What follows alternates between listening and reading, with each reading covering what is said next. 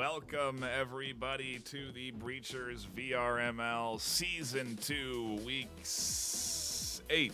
My name is Nightfire with 2 E's. I am joined by a full desk of casters this afternoon. Rip the Cord and Yellow Hat. Rip, we'll start with you. How are you doing in today's big matchup? It's a pretty good day. I expect big things from both teams. I've been saying all week that I think F3 is one of those teams that can take the undefeated status away from AESIR, but we'll be seeing here shortly. Hopefully it'll be an exciting game either way. It is not far away. Yellow Hat Formula 3 versus AESIR. How are you feeling about this matchup this afternoon? I mean, just kind of having a look at all the matches that are going on this week. I mean, this has got to be the match of the week. You know, this is the two really high-level teams just going at it. And, you know, kind of like Rip said, this is, F3 looking to take that undefeated streak from AESIR. So I would be even willing to say that this is almost like the match of the season. Since week 1, I feel like people have been looking forward to this battle this afternoon, again, between Formula 3 and AESIR, two top teams in the North American region. And it's important to note that, in this North American region, of course, that I guess the top two, I was getting sidetracked. I was just looking at Formula 3 record. They're 2-0.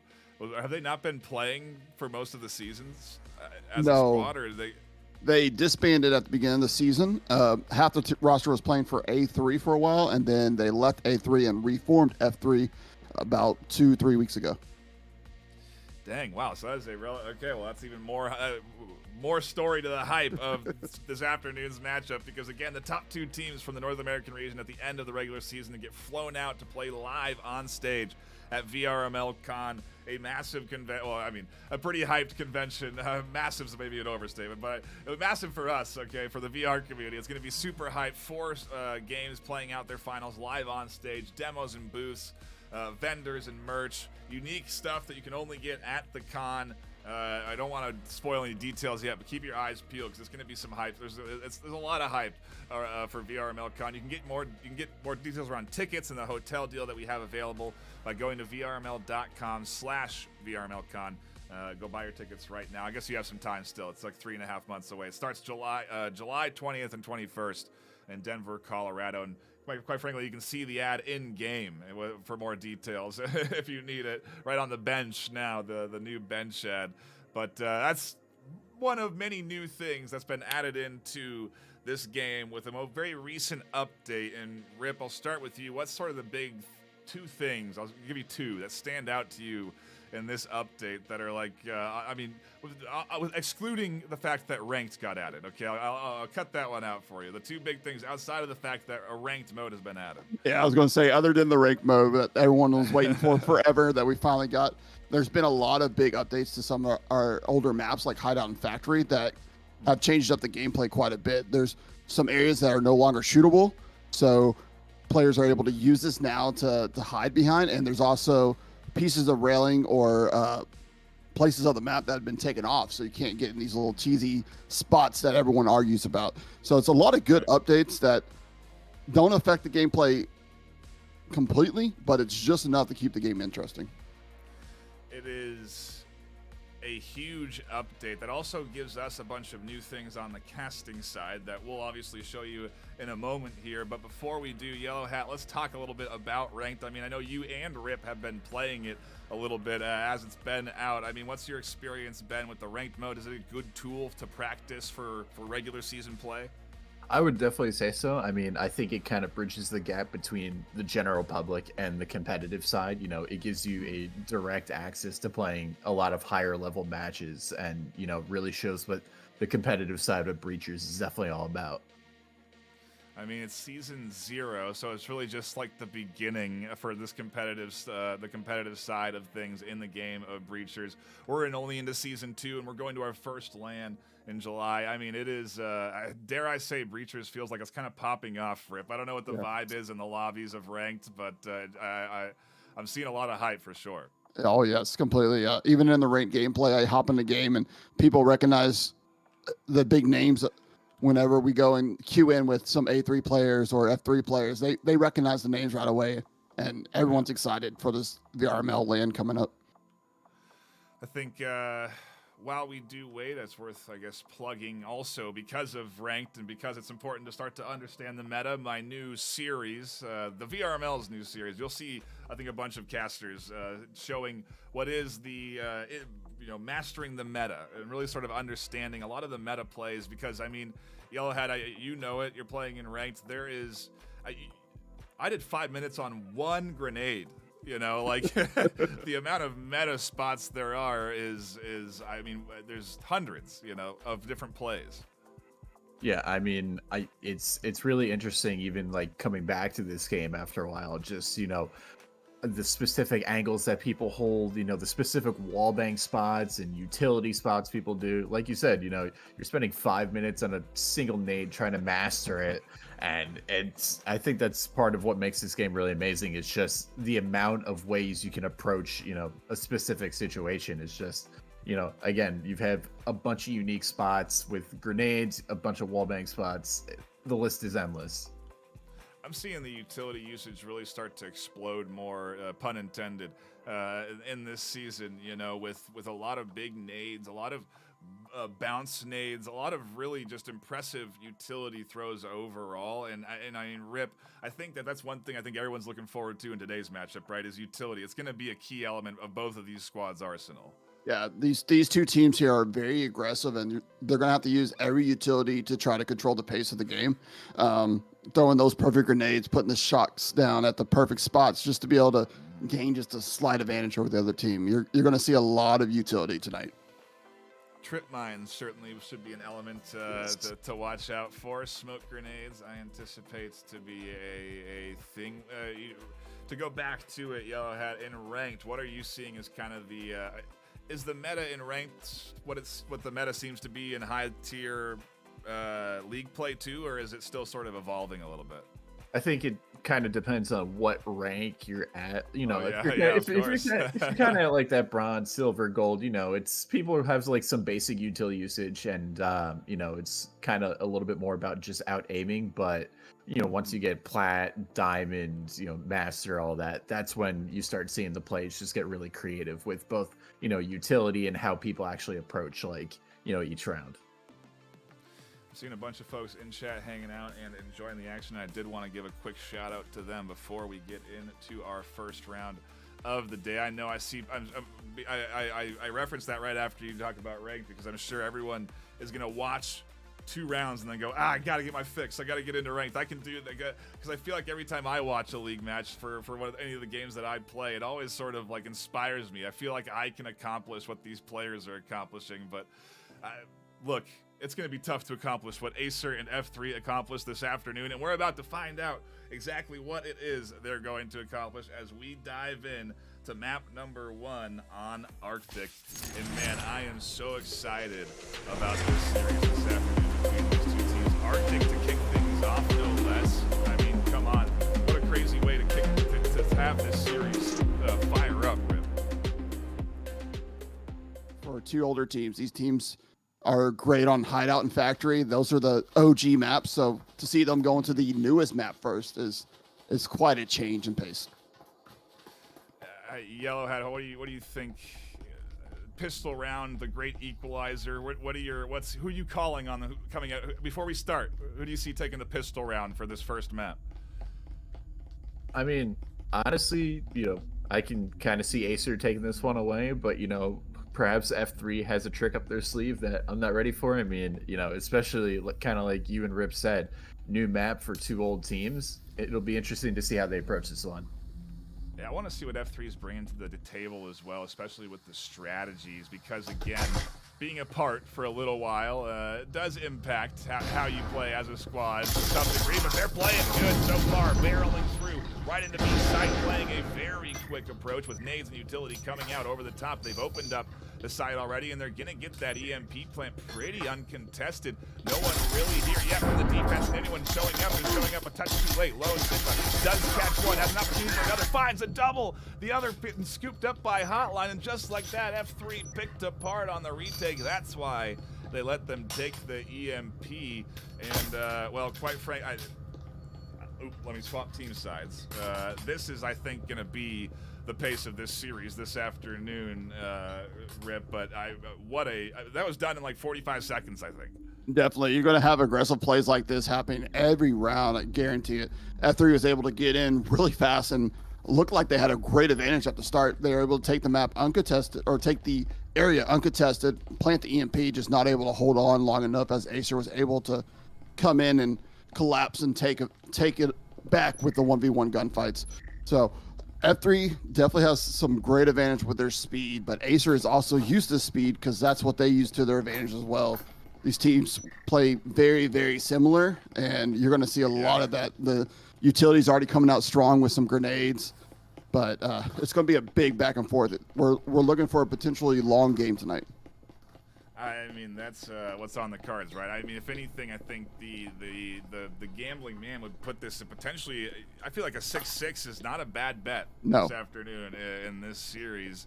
And I mean, Yellow, we didn't have time to. We didn't have a break. It was straight from breach to plant to retake for AESIR. But I think that's going to be the sort of pace that we're in store for all day today.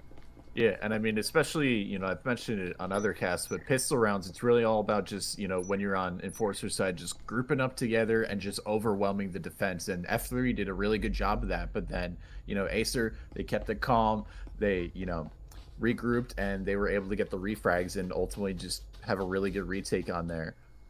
Might be getting into our first bit of action here in round 2 as we do work our way over towards A site. And a shout out to I just love the enhancements we've gotten here on the spectator client with the outlines around the players, smoothing on the cameras. It really makes for a much better experience. And a big shout out again to Triangle Factory and the team for everything they do for this game with this awesome update for the players, but also for us on the casting side. And as we do get into it, the action unfolding, Plunge finding one, our first kill on the round.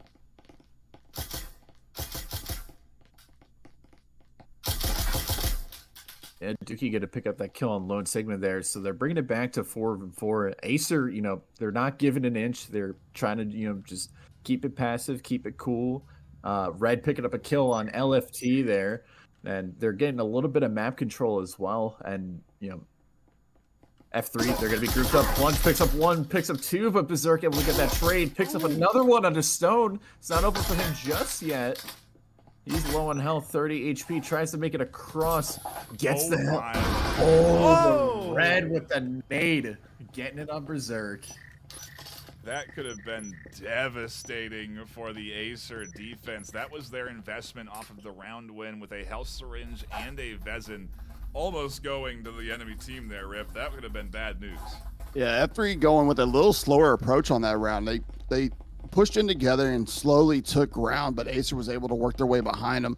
Great trades at the beginning, but AESIR overall able to stand their ground better and take the round.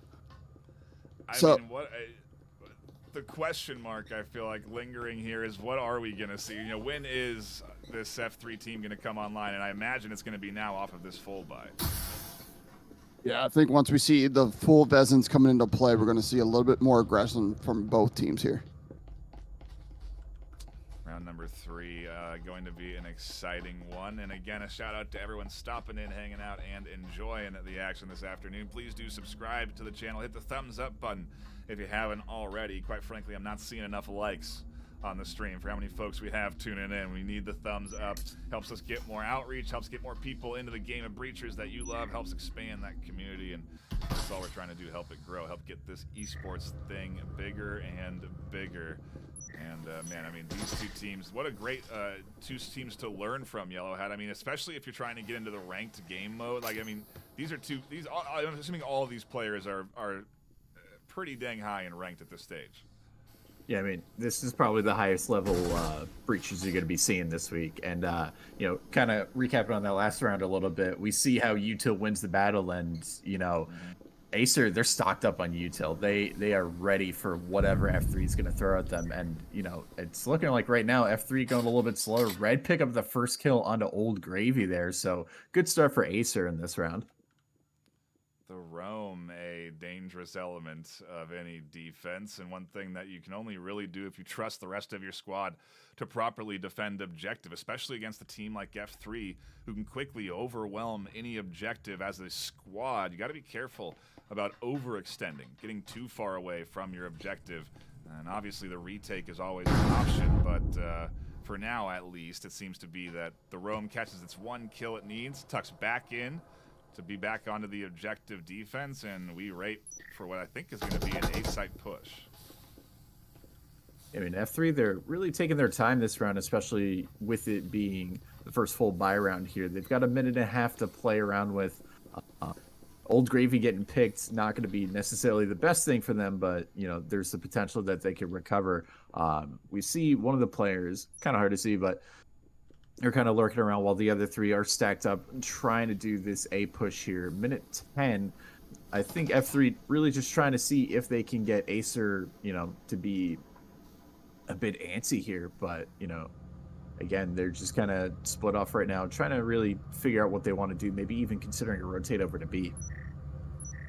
I think A is the play with time ticking down, 52 seconds on the clock. Angel gonna open things up. They do have to worry about the flank coming through on the backside. Red is slowly creeping and crawling on the bottom floor, and for a moment LFT was guarding against this flank and does continue to guard against the flank, finds a vital shutdown on the rotation on the backside that allows this team to push forward into the smokes and start to challenge. Get the EMP plant down. It's suppressive fire over the top, but do they get the full plant? I don't think they do, and now they can't get up to finish it.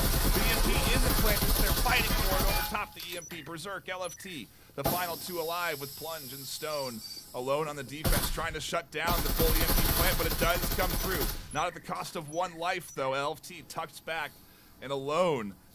They are with a 1v2 ahead of them, 35 seconds on the clock for the EMP. A smoke, blinding vision, but not for long. LFT tries to push, and good teamwork from the AESIR squad, as you'd expect. Plunge finds the kill, and a 3-0 start? I mean, Rip, what were you anticipating on Arctic, of all things, for AESIR starting on defense? I don't know that I envisioned a 3-0 start. I was thinking maybe more 2-1, a little bit more of a balance back and forth this afternoon. I think AESIR has the overall experience on Arctic so far. F3, they're just getting back together, so we don't know what their experience. We don't know what their practice routines look like.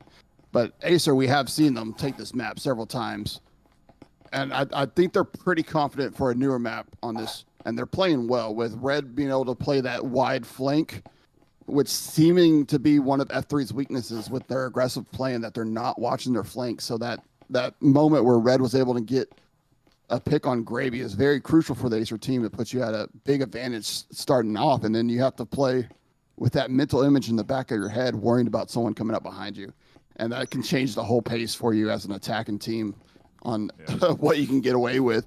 And like Gil had pointed out earlier in that round, again, Hotline is getting all of the utilities they can afford, while F3 hasn't been able to settle down and not even going to be able to full buy this round. So AESIR still has the advantage for this next round.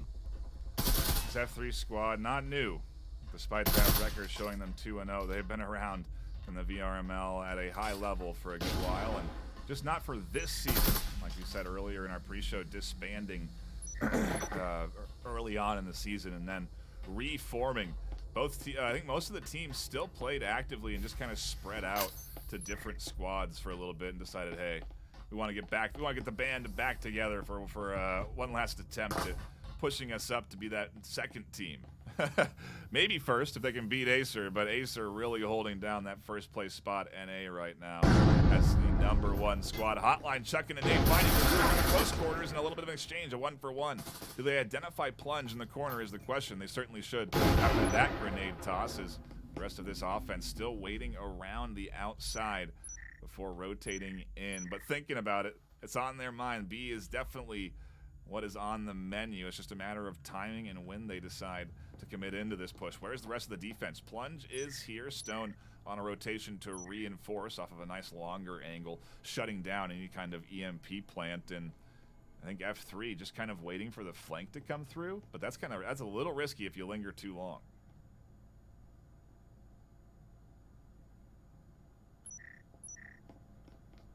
A minute 30 left on the clock, and we can see F3 really want to head towards B, but they're about to walk into a crossfire of Plunge and Stone there. And so Angel are going to be peeking in, actually gets a pick on Stone. Plunge gets taken out as well. F3 now having sight control here. Red on the flank, but Old Gravy going to be taking him out. And now it's Lone Sigma versus 4 to try to make something happen. It's looking like F3 might even be taking their first round here. But, you know, Angel able to just really come in and open things up despite what AESIR having what looked like a really, really good hold on there. I think that's more of what we were kind of anticipating at the start of this series, was a little bit more pop from F3. And, you know, if you can, the real thing that we noted the pre-show that stands out with these two squads is how quick they play. AESIR is very good at playing fast. It's not an easy thing to be good at. You have to check all your angles, watch for trip mines, all the utility like we've been talking about. But they do it very well. F3 can replicate the playstyle of AESIR. They can challenge AESIR. I think I was reading in chat in one of the scrims, F3 beat AESIR. So it's, you know, the fact that F3 can win is on the minds. And Rip, I mean, we look at the votes. I think it's 60-30 in favor of AESIR. So there's still plenty of folks that think F3 can come out on top today. Yeah, I mean, AESIR definitely has the advantage here. They're the undefeated #1 team defending their title right now, and F3 is just looking for a chance to take it. AESIR deciding to take a save for that last round. Lone Sigma saving the Vezin to help their economy, which is a very smart move, because if you look at their numbers right now, they're only able to afford a few more Vezins. You're going to see some Spectrals coming in play for AESIR, while F3 will be able to full buy and try to take their advantage this round. Red doing another great job there on the flank, but F3 was able to push in, get those trades, double swing, pick up 2 major kills, and watch their flank all at one time. And that's what you got to do against an AESIR team. You got to be ready for any attack from any angle.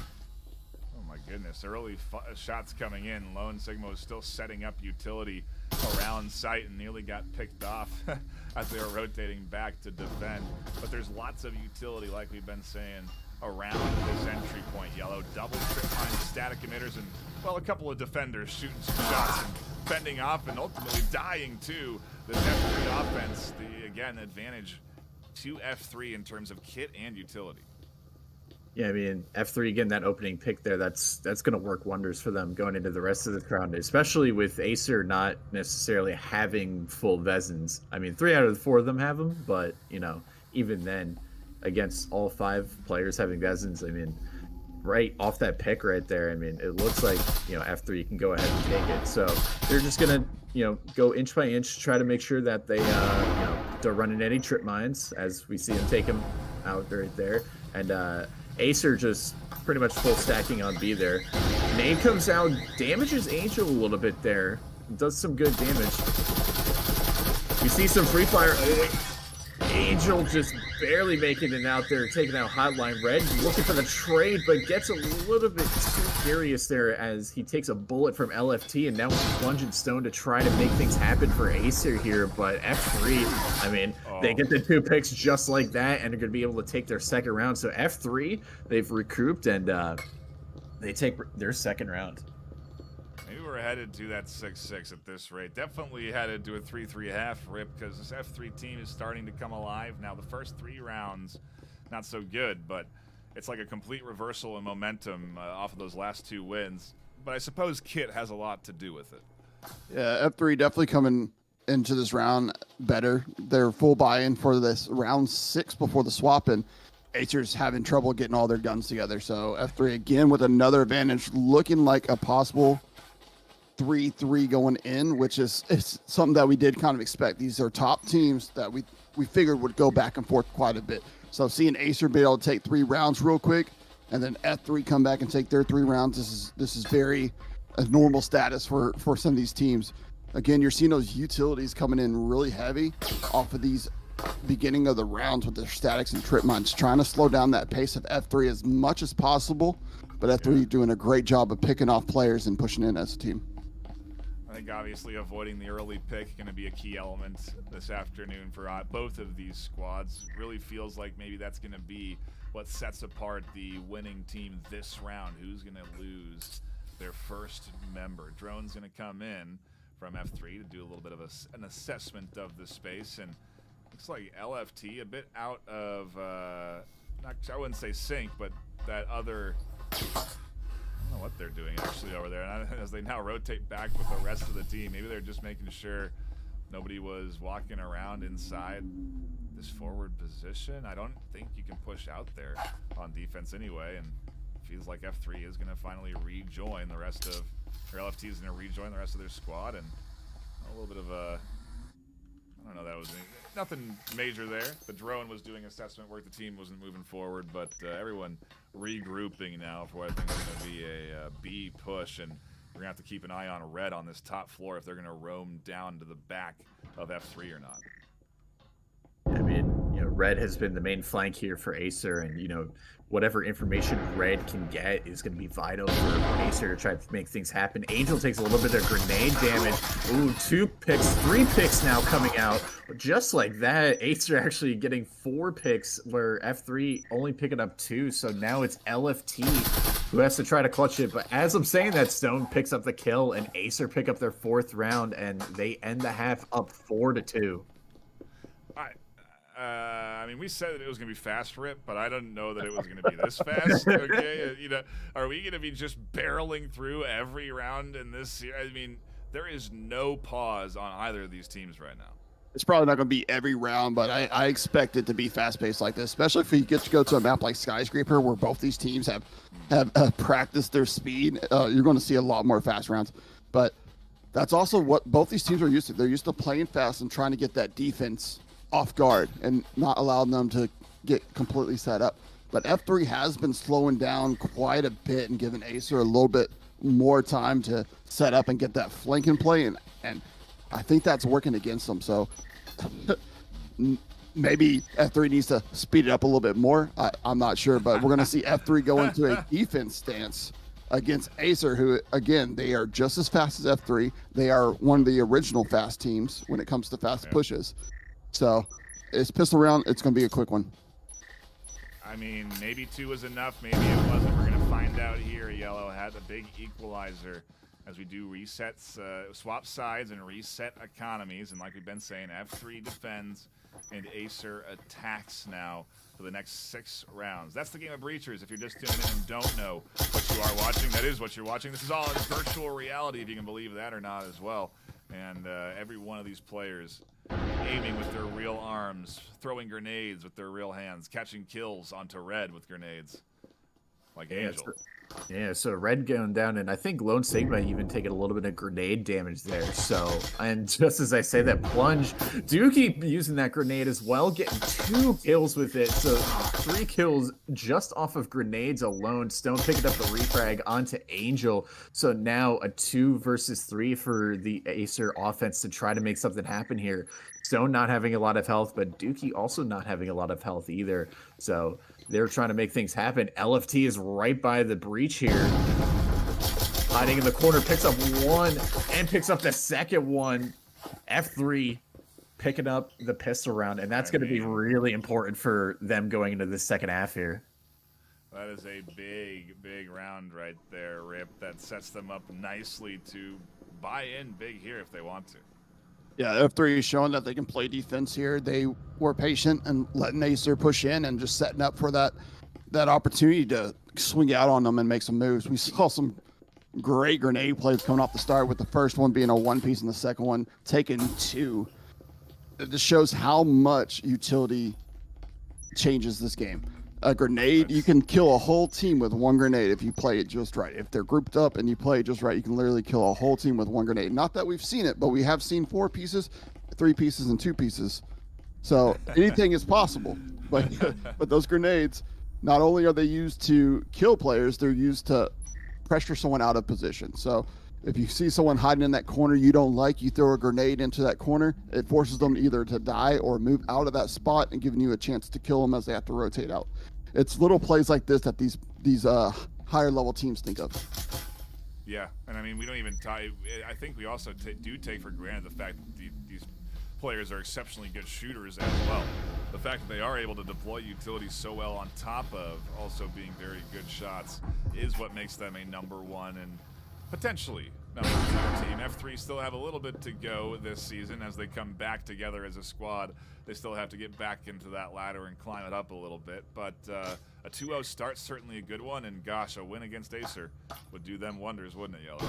Absolutely, and I mean, we see F3, they don't want to give an inch here. They've got 2 Vezins on this round, and, you know, they want to really make sure they're securing as many rounds going into the late game as possible, and we see Red, Plunge, and Stone all taking a good amount of damage there, presumably from util or from shots going through the wall. And look at this, LFT trying to go for the kills here, but Red takes him out, putting AESIR up 1 man here. But I mean, even then, F3 might even still have the health advantage just based on the math. So Red getting that opening pick for AESIR, and they've got a 4-man squad going up here trying to make things happen.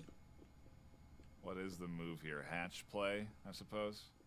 Or no, rotate to the other stairs, which Gravy is diligently watching. Yeah, and thankfully on F3's side, they didn't lose one of the rifles, or they were able to even recover it. But, you know, them still having the rifles, they're still going to have the gunpowder here. Old Gravy goes down, but Dookie able to get that refrag onto Stone. 3 versus 3 now. The numbers are still even, but F3 still having the firepower with those 2 Vezins, and they still have both stim shots there.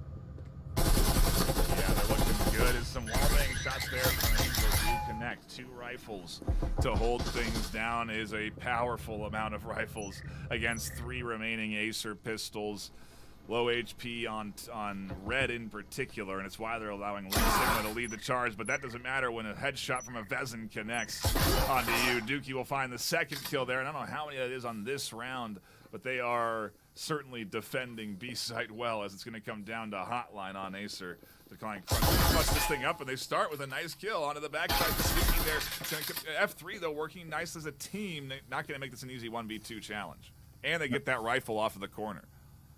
Yeah, and Hotline, you know, they're trying to make things happen, but I mean, the cheeky angle coming out from F3 there, and Hotline's going to have to reposition here. 23 seconds, not a lot of time to work with, and does not have EMP, making footsteps, and Angel able to shut it down, and F3 have officially tied it up 4-4. I thought we'd have 3-3 first half. It goes 4-2 strongly to AESIR, but now F3 with 2 in a row. Doing well here, Rip. Is it time to AESIR to turn it on now as they get into the full buy? What's the plan for this AESIR team? Yeah, AESIR's going to have to pick up their pace a little bit, or either slow it down to a point that F3's not used to them playing. But F3's going to have the advantage here with it, be able to full buy and get all the utilities they want. AESIR, they will be able to get their Vezins, but they won't have as much utility as they have been used to. But F3 doing a great job so far, holding off this AESIR attack. They're able to hold these angles and play patiently enough to wait for them, just like AESIR was doing to them, and showing that they are definitely a back-and-forth team. They have very, very similar play styles, and we're getting a lot of great content with LFT almost being able to take out the full team there with a flank. If he just was a little bit quicker, they're all low health. He could have took them, but great job for AESIR on noticing that flank or getting lucky on the flank and being able to take them out. I mean, let's put this into the frame of reference, how good AESIR is. You know, I mean, they are a team that absolutely dominated just last week on offense, and I really take notes. Watch how F3 defends and learn what they're doing to battle back against the AESIR speed, because whatever they're doing is working for them so far. We'll see, again, as the full buy comes out. Hopefully LFT gets identified by Red, otherwise they could be a key element in surprising this offense. They'll spring at least onto Red, and maybe that'll be enough as they drop back around the objective and tuck back in. The first kill goes to the hands of F3. Yeah, LFT getting that pick there is so huge, especially uncontested, mind you. He's able to just drive by Red and just get out of there and get back to the rest of his team. So that puts F3 in an already good position there. 2 minutes left, though, and AESIR still have plenty of time to try to make things happen. Dookie is half on health, so I don't know, presumably from nade damage or from util damage or whatnot. Angel actually taking a little bit of grenade damage there as well. LFT hiding around and might actually pick another player, and does. Gets Hotline. I think even getting stoned with a headshot there, bringing him down to 1 HP. The distance saving him there. Oh man, that was close as Angel also going to be pushing up without a smoke to deny some vision. But the EMP comes in, gets planted by Plunge, but they'll go down on the backside of Berserk. Quick around alone as they get their head popped by Gravy, and now Stone alone in a 1v2 has to hold things down for the team. Get rid of a bit of utilities. Everything's slowing them down. It does find a good wall bank, denying that EMP defuse. Old Gravy's going to be on the short corner too, and they have to worry about that, but they get the beautiful headshot. Go back to trying to deny the EMP defuse, and they can't. It's a 1v1 for 8 seconds. Are they going to go for the fight? They will, and it goes to LFT, an absolute dominant round. And they'll fly away with the Angels in the outfield off of a huge win and rip. This F3 team's in the lead for the first time in this series. Yeah, they're in the lead. Really. Yeah, they're in the lead, and they're gaining that economic separation. You know, we saw this happen. You mentioned last week. Last week it was AESIR versus Olympus, and the same thing happened last week. Olympus was able to deny AESIR on this map on Arctic the economy, and they were able to take this 7-2, I believe, against an AESIR team. This was a number 8 team taking a map against the number 1 team, but it allows me to question this. How much do you think AESIR had to work on their Arctic after losing a map to the number 8 team? Yeah, it is. I mean, Yellow, I don't know what you were anticipating this afternoon, if you felt like it was going to be an even matchup, but for AESIR to, I think we were surprised yesterday when they lost that map, but I'm not really surprised to see F3 performing as well as they are. But it is impressive, I think, is the word I'm looking for. It's impressive to see F3 battling against AESIR like they are on Arctic this afternoon. Yeah, I mean, I think, F3, they were initially not in the lead. AESIR had the round advantage, and then, I mean, off of that, they started to come back, and now I think they're, especially LFT with that little dance at the end of the last round, I think they're starting to really feel themselves, and, I think they're, finding their groove finally, and AESIR have to try to play against a team that's feeling good right now. They're hitting their shots, they're playing well. How do you deal with that, especially in the late game? And I ultimately think off of that last round, whoever won that 4-4, they could bring it to 6-4 even. So I mean, honestly, I might even consider F3 probably winning this round, but like we say at every cast, anything can happen. Yeah, it is a bit of an eco round from AESIR. They're coming in a little bit weak off of that loss. Kind of nuts. They win this one, we're guaranteed. Oh, I was gonna say guaranteed a third map. We're not even on the second one yet. This is still map number 1. If you are just tuning in and you are just catching the action, you're here for, a little bit out of, you're a little bit late, but it's okay. There's still going to be plenty of action ahead of us. And like Rip said, it could be a long day of breachers at the top tier with these two teams battling it out for that first and second place spot at the end of the season. I'm so happy that we were able to get the support from Triangle Factory to fly teams out. It makes every game an incredibly pressure-filled game as Angel finds one on the corner, make it 2 with the pistol, and that's rifles into the hands of the defense that they didn't have earlier. They have to get defended, and so Plunge and Tech come swinging around to try and pick up those rifles, try and scoop them up and get them into their hands. But the attacking side isn't so deficit here, but the nade comes in, and in the chaos, Hotline has a rifle in the hand and is pushing for a 1v2 against Gravy and Berserk. Yeah, Hotline trying to push around, gets the angle, but Berserk able to get that headshot, and F3, they are 1 round away from victory there, and it's the pressure's on AESIR right now. It is, and it's not rarely often on AESIR, Rip, but it's only map 1. There's still more maps to come, but if F3 can lock this in, they're really looking at a potential to 2-0 AESIR on their 3rd series back. I mean, that would be a huge welcome back to VRML for F3. Again, I've been saying it all week. I think if there's a team that can take the undefeated status from AESIR, it is Formula 3, and they're playing well together.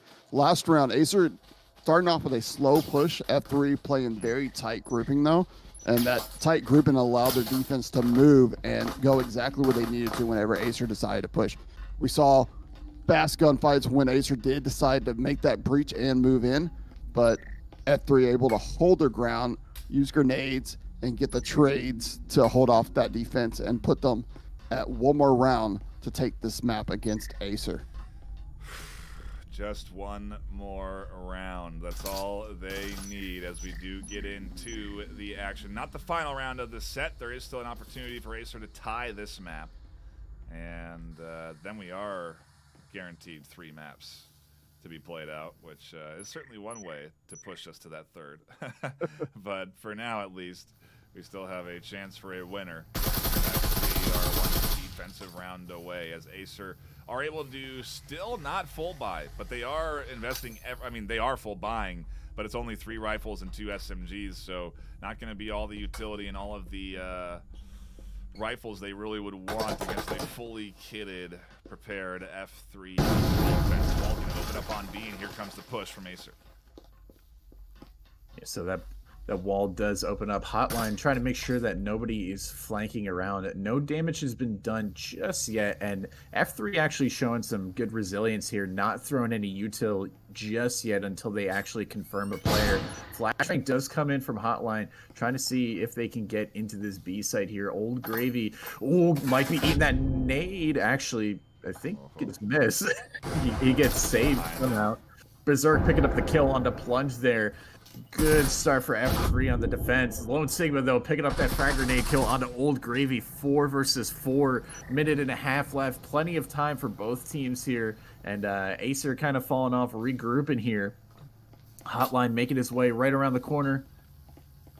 Smoke grenade does go out. Try to block that line of sight there. Hotline trying to see what information they could get. Tech 9 right up on him. Minute 18. Time is ticking, but Berserk able to pick that kill off our red. A huge pick, no less, because it does shut down the rotation that would expose Dookie, who is really being a key element on the corner defense here. I don't know why they haven't tried to push up for an EMP plant just yet. Maybe it's because Tech's on the backside, so they have EMP still. A static emitter, though, is a thorn in the side for Hotline. Not a thorn in the side, though, as they lean on their side and catch that kill there just over the corner. Dookie still on the tight corner, but didn't see that rotation up and could spring a trap for a triple, but gets quickly shut down by Tech 9. Into sight we go for B, and it's time to plant with just one defender left. Berserk has to clutch a 1v3, or it's going to be another round into AESIR, and this thing is going to keep on going.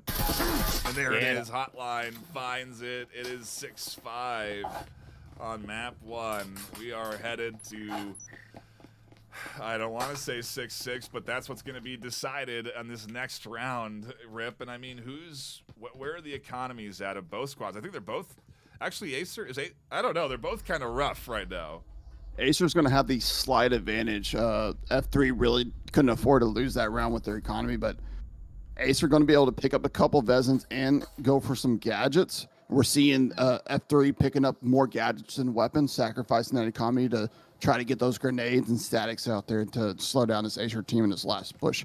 I wanted to point out there something you can only see in VR. Hotline leaning fully over that cart to be able to get that kill against Angel. That's one of the great things about watching some of these new games coming out in the VR. It's just different gameplay.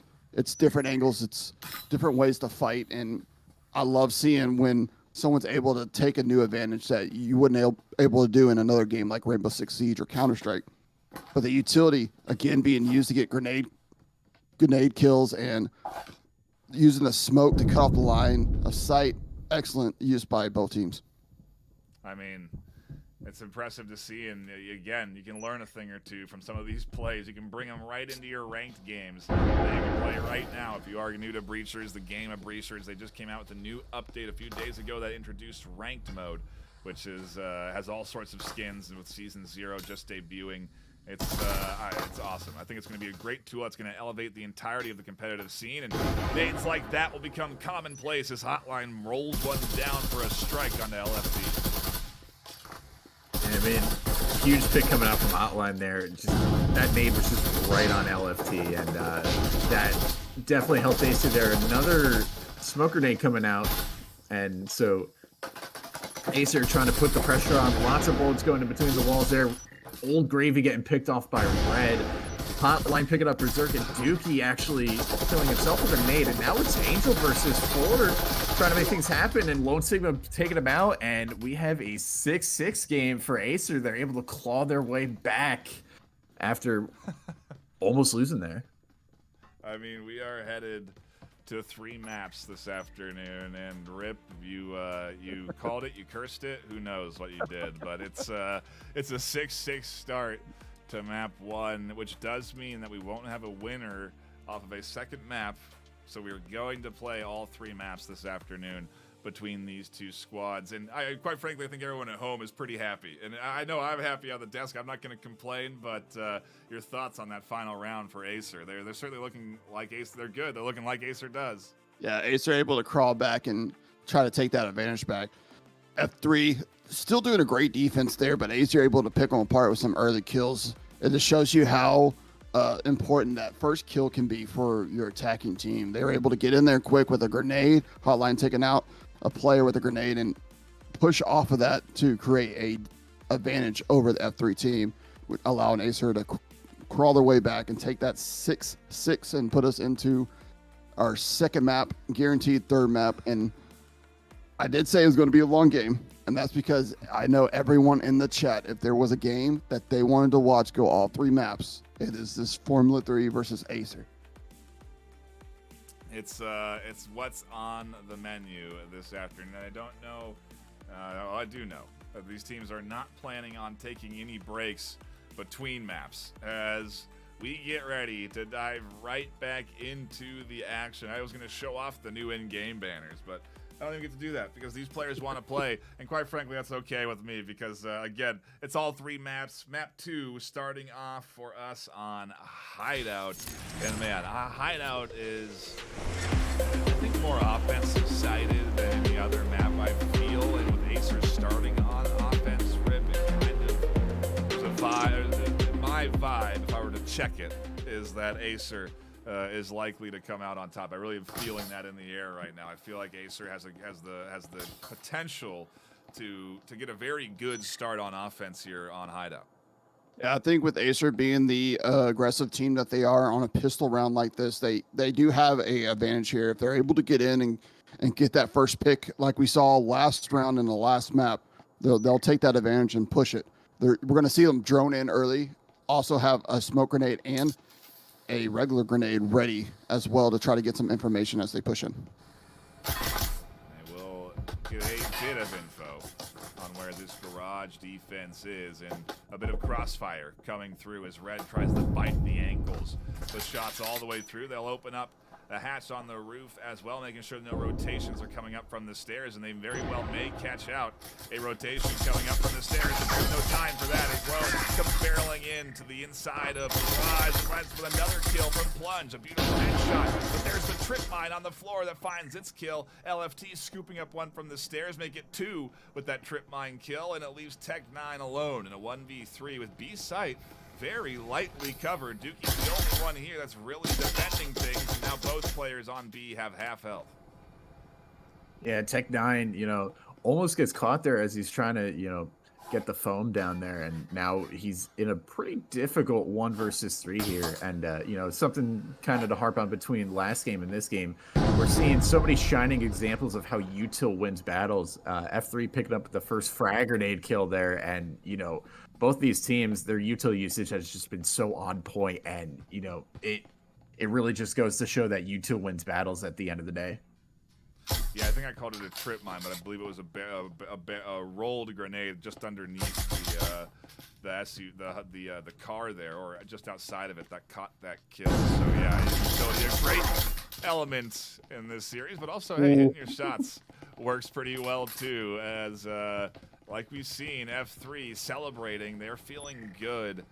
just by really, obviously even contesting against AESIR this afternoon, because which they're doing well. And now with a pistol set there, Rip, they are definitely getting a comfortable start to their defensive side here on Hideout. Yeah, they're able to take an early round from the AESIR team on a defense when you're playing against an aggressive attack team like this. So you're definitely feeling better about yourselves. You're able to put AESIR at a 6-6 first map, going into this map, so you know you have something to give here. You have some fight, and F3 is showing that fight. Their defense is pretty stacked together. They're holding strong, playing the angles, and waiting for that AESIR team to push in.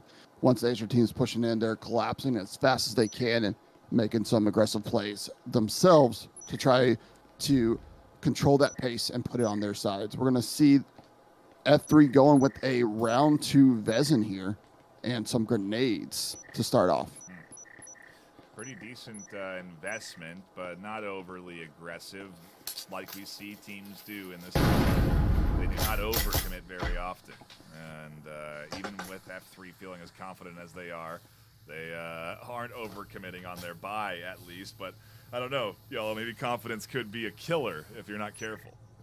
It depends. I mean, having the momentum is great, but, you get too overconfident, you start making stupid plays. It happens, but speaking of that, Angel getting the double trip mine kill on the Tech9 Jr. there for free, and Hotline trying to make things happen, but, LFT once again just right around that corner, and he swings and gets the kill on the Hotline. F3 starting off with 2 frags uncontested. Angel throwing out another grenade there. It's a little bit of chip damage, but LFT trying to look for another pick, kind of in a peculiar position. Gets the third onto Lone Sigma, but Plunge able to get that trade right away. 2 versus 4 for AESIR here as they try to make things happen, and Old Gravy cutting down Red, and Plunge trying to make things happen, but F3 are going to swing, gets the kill, and F3 picking up that second round there. I am eating my words, Rip, in that this is an easy offensive side on Hideout, as 2-0 out the gate goes to F3, but maybe that's the only 2 they'll get. The full buy coming in here. Obviously this is going to be the big round for AESIR. Yes, and F3 having the economic advantage again, but we did not see that stop AESIR last time. AESIR was able to take a couple rounds from them, even though when F3 had the full advantage. But F3 is playing aggression with aggression here. As AESIR is pushing in very strong and fast, you'll see F3 pushing out just as quick and just as fast, making those swings and trying to catch them off guard, which they're doing a great job of. Also, I'd like to point out that this map is one of the maps that got updated quite a bit with our last major competitive update, with some walls no longer being shootable. They took out some railings, some more spots added to vault on. You can vault onto the bed easier in the family room, and little things like that. We're going to see them use to their advantage as we get on to round 4. We'll have to do a breakdown of the update, and I think we've got a bit of a video planned, actually, that should be coming out down the line that will showcase all of the things that have changed on these maps with this most recent update, so that you can be aware of what is maybe a new opportunity or a missed one for you to execute on. As we do get in here, and Nade comes flying down, forces some rotations from Dookie and Gravy, but not quite resulting in any kills. They do find at least the audio transmitter, and Berserk does find one, shutting down the flank on the backside from the stairs. These teams are so diligent on guarding from that flank because, quite frankly, it's an incredibly successful tool if you can deploy it effectively. Also, the front line works if you can hit your shots, as Hotline and Lone both find headshots for a pair of kills that put them up 4-3. Make it 3-3. Make it 2-3. No longer having the kill lead. Yeah, Lone Sigma not able to get that trade there, and F3 bringing it back and forth. Angel picking up another one on the Hotline there. Now it's 1 versus 3. Lone Sigma picks up 1. Angel right around the corner, just playing diligently. LFT swinging and hitting the headshot on the Lone Sigma, picking up the kill there, making it 3-0 for F3. So different from last game, we're seeing F3 taking the early lead here, and LFT just feeling himself. I think if I'm... was I wrong in that? I thought F3 was leading map 1 3-0, right? Or was it AESIR? AESIR. I think it was AESIR was leading. It was 3-0. AESIR. Okay, I'm getting it mixed up. Okay, then I'm getting it mixed up in my head. But either way, impressive start from F3 and AESIR. Yeah, then you can recollect. I mean, they're a team that can do it, right, Rip? They're a team that can bounce back from a little adversity, especially at their level.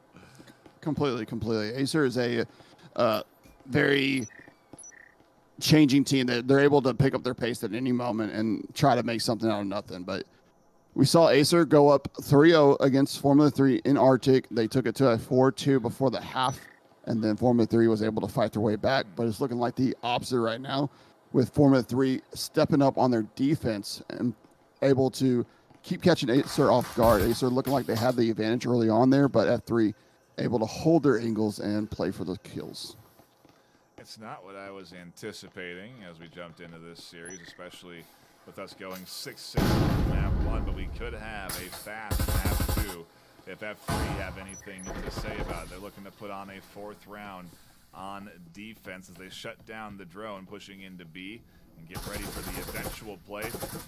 Most likely the soon-to-come play from AESIR. They don't linger around too long before they are confident enough to push into sight. They really understand the ins and outs of these maps, and to your point that to the Rip's point that we've been making, they understand the changes as well. I'm sure they're well aware of them. They've been practicing against them or with them in ranked for a couple of days now, at least. And so I'm sure that they are at least somewhat aware, but will they be ready for the lone signal with a Knut in hand, getting feet on door, ready to swing in and try and be a fast threat onto A? It's going to come down to really their timing, and Tech and Hotline and Red are going to need to make the move on the outside of A to draw the attention for Lone to be successful. Yeah, I mean, the buy and AESIR not looking super hot. I mean, like you said, we see a couple Vipers out. We see Lone Sigma on the Knut. Mad props, by the way. Love that gun. Favorite gun in the game. Minute 30 left. Foam does go down, and Hotline with the revolver headshot and LFT. Good start. Lone Sigma gets the Knut kill, but gets traded out by Dookie. 3 versus 3 there. Dookie taking a lot of grenade damage. Hotline trying to make his way, being a smoke criminal there. Angel getting shots there. Hotline picking up another headshot, but Dookie again getting the trade. A 2 versus 2. Berserk picking up Red, and now it's Plunge versus 2 with only a pistol in hand. Berserk able to, get the stim shot there, and the EMP is down in the middle of sight, and they are in a position to really trade each other out. Berserk gets the headshot on the Plunge there, and F3 up 4-0. They're going to take 2 rifles through to the next round, which isn't too shabby. They're coming off of several wins, so they didn't even really need to take rifles through to the next round. They'd be able to afford 10 rifles this round if they wanted to. Rip, they're in a very good spot, but another full buy is coming from AESIR this round. When are they going to start showing? It's got to be now or never, really. Yeah, they're going to have to start showing some kind of momentum here. They need to take at least 1 round in the defense or in their attack phase to be able to hold a strong defense. But they're going to get that 4-round loss bonus, able to full buy finally for AESIR. They're going to have full stack Vezins and get all the gadgets they want. I saw someone say it perfectly in the chat: never count AESIR out. These matches are determined by momentum, and that's exactly what we're seeing. That momentum is going back and forth, but F3 able to hold on to it and take the lead early on with a 4-0 so far. Hotline doing a great job, though, trying to get in there with the Taurus and make something happen with no economy, no credits. But AESIR's got to step it up, got to show something new or fight back harder against this F3 team here. I think one thing that stood out to me in particular is a lot of the pre-firing or blind firing in some cases from LFT as they round corners. They're shooting with their gun out first before they peek the corner. It kind of reminds me of the Tarkov mechanic in some ways, where you can kind of you can shoot and handle your gun in a certain way to have just a little bit faster of the bullets coming out sooner when you swing those corners. And let's see if LFT is more corners here. Catching one Angel, the other through the wall. They were ready to spring their trap, and if the smoke comes out, maybe they can fly through the smoke for a 1-2 piece that wins them the round. And F3 with 5 alive completely shut down a full stack from AESIR. They're going to have a chance to full buy here for the next round, but Rip, that was a complete and utter denial from F3. Yeah, great round there by F3. Very aggressive by AESIR, but F3 ready for it, and they were able just to capitalize it. Having a potential to go 6-0 here in the first half. Also having a potential to set up for a 7-0 for this map, which would be really big for an F3 team to be able to take a 7-0 against the #1 undefeated team after coming off of a 6-6 tie for the last map. But we're going to see the full buys come in again here for F3. AESIR, though, they're not going to have the economy. You're seeing RCPs, Vipers, an Oriole, Taurus, and Omen coming out for their team. Doesn't count them out, but it does put them at a little bit disadvantage when you're fighting that long-range fight with a Vezin that can just one-shot you right around the corner. And to talk about the blind fires you're seeing, again, this is something that we get to see in the VR realm, is people are able actually to lean their guns over and fire these spots that we're used to people coming around. It's just a lot of studying and map knowledge to know that, hey, if they're pushing this angle, I can do this, and I might get a kill. And that's exactly what we're seeing coming out of LFT. It's practice coming in and resulting in execution on the playing field, and when it matters most, because again, every one of these regular season matches has that much more impact behind it because it puts you that much closer to free tickets out to Denver, Colorado to play the finals out live on stage. It is a big reward for the top two squads that can push through for this season, and both of these teams are certainly on that list of teams that could be in the top two at the end of season 2. This is, again, why this match is so hyped, I think, because it's also got like kind of a bit of a precursor into what could be for VRML competition. Both of these teams to qualify through to the end of the season. That's still a long ways to go. We're only into week 8. We still have several more left, and we're finally into the action here as Dookie does take some big hits from the nade, and A-Site looks like it could be vulnerable to a quick push in the trio of AESIR, but no longer as Angel finds the first kill. Yeah, I mean, we were talking about those wall bangs. Angel securing a wall bang kill, Dookie picking up the kill onto Lone Sigma, and again, just F3 consistently able to get those opening picks. They have been playing, quite honestly, a perfect defense half, and you know they're really, the defense almost looks unstoppable, which is a complete change of story from game number 1, where these two teams were going back and forth. But AESIR, I mean, sometimes they get close, but on this map at least, as Plunge gets triple peak there, it's looking like their defense is quite honestly almost impenetrable. Yeah, Tech's gonna find the whole team. Hotline finds one on the back as they do try and rotate in. Angel is still here and almost goes down. Tech nearly had something coming together there for the squad, but it's instead a 1v4 with AESIR low on ammo now and finding a couple of shots through the smoke, but only with 45 seconds left and an entire squad to go up against. No point in saving, and a 6-0 perfect half on defense from Formula 3.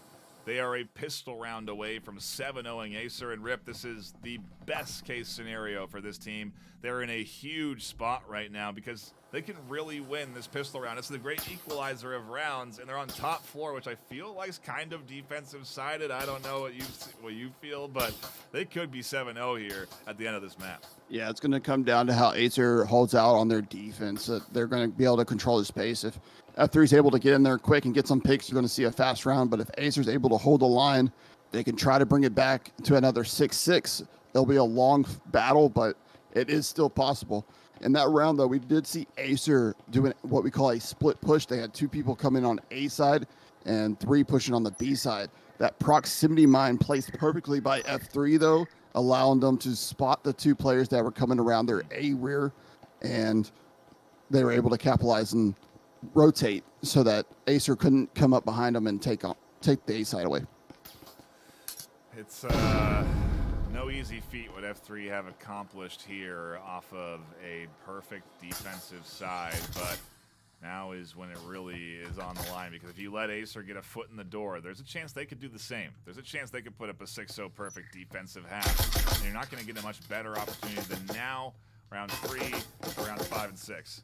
And right now it's probably the best one, but it almost ends in a opener kill for AESIR. Hotline almost finding a nade. Gets a bad bounce there that goes to their feet. They're able to scoop it up. Another nade toss that doesn't go the distance. Won't catch Berserk, who's tucked in. Hotline will challenge out, though. Peek for Dookie and catch the first kill. Berserk with the refrag, but picked apart by Tech9. Across the wall to open, and in comes the final flank that Red finds a double on. Sigma with the third, and AESIR survive the pistol round, survive the 7-0, and quite frankly could have started something for them right now.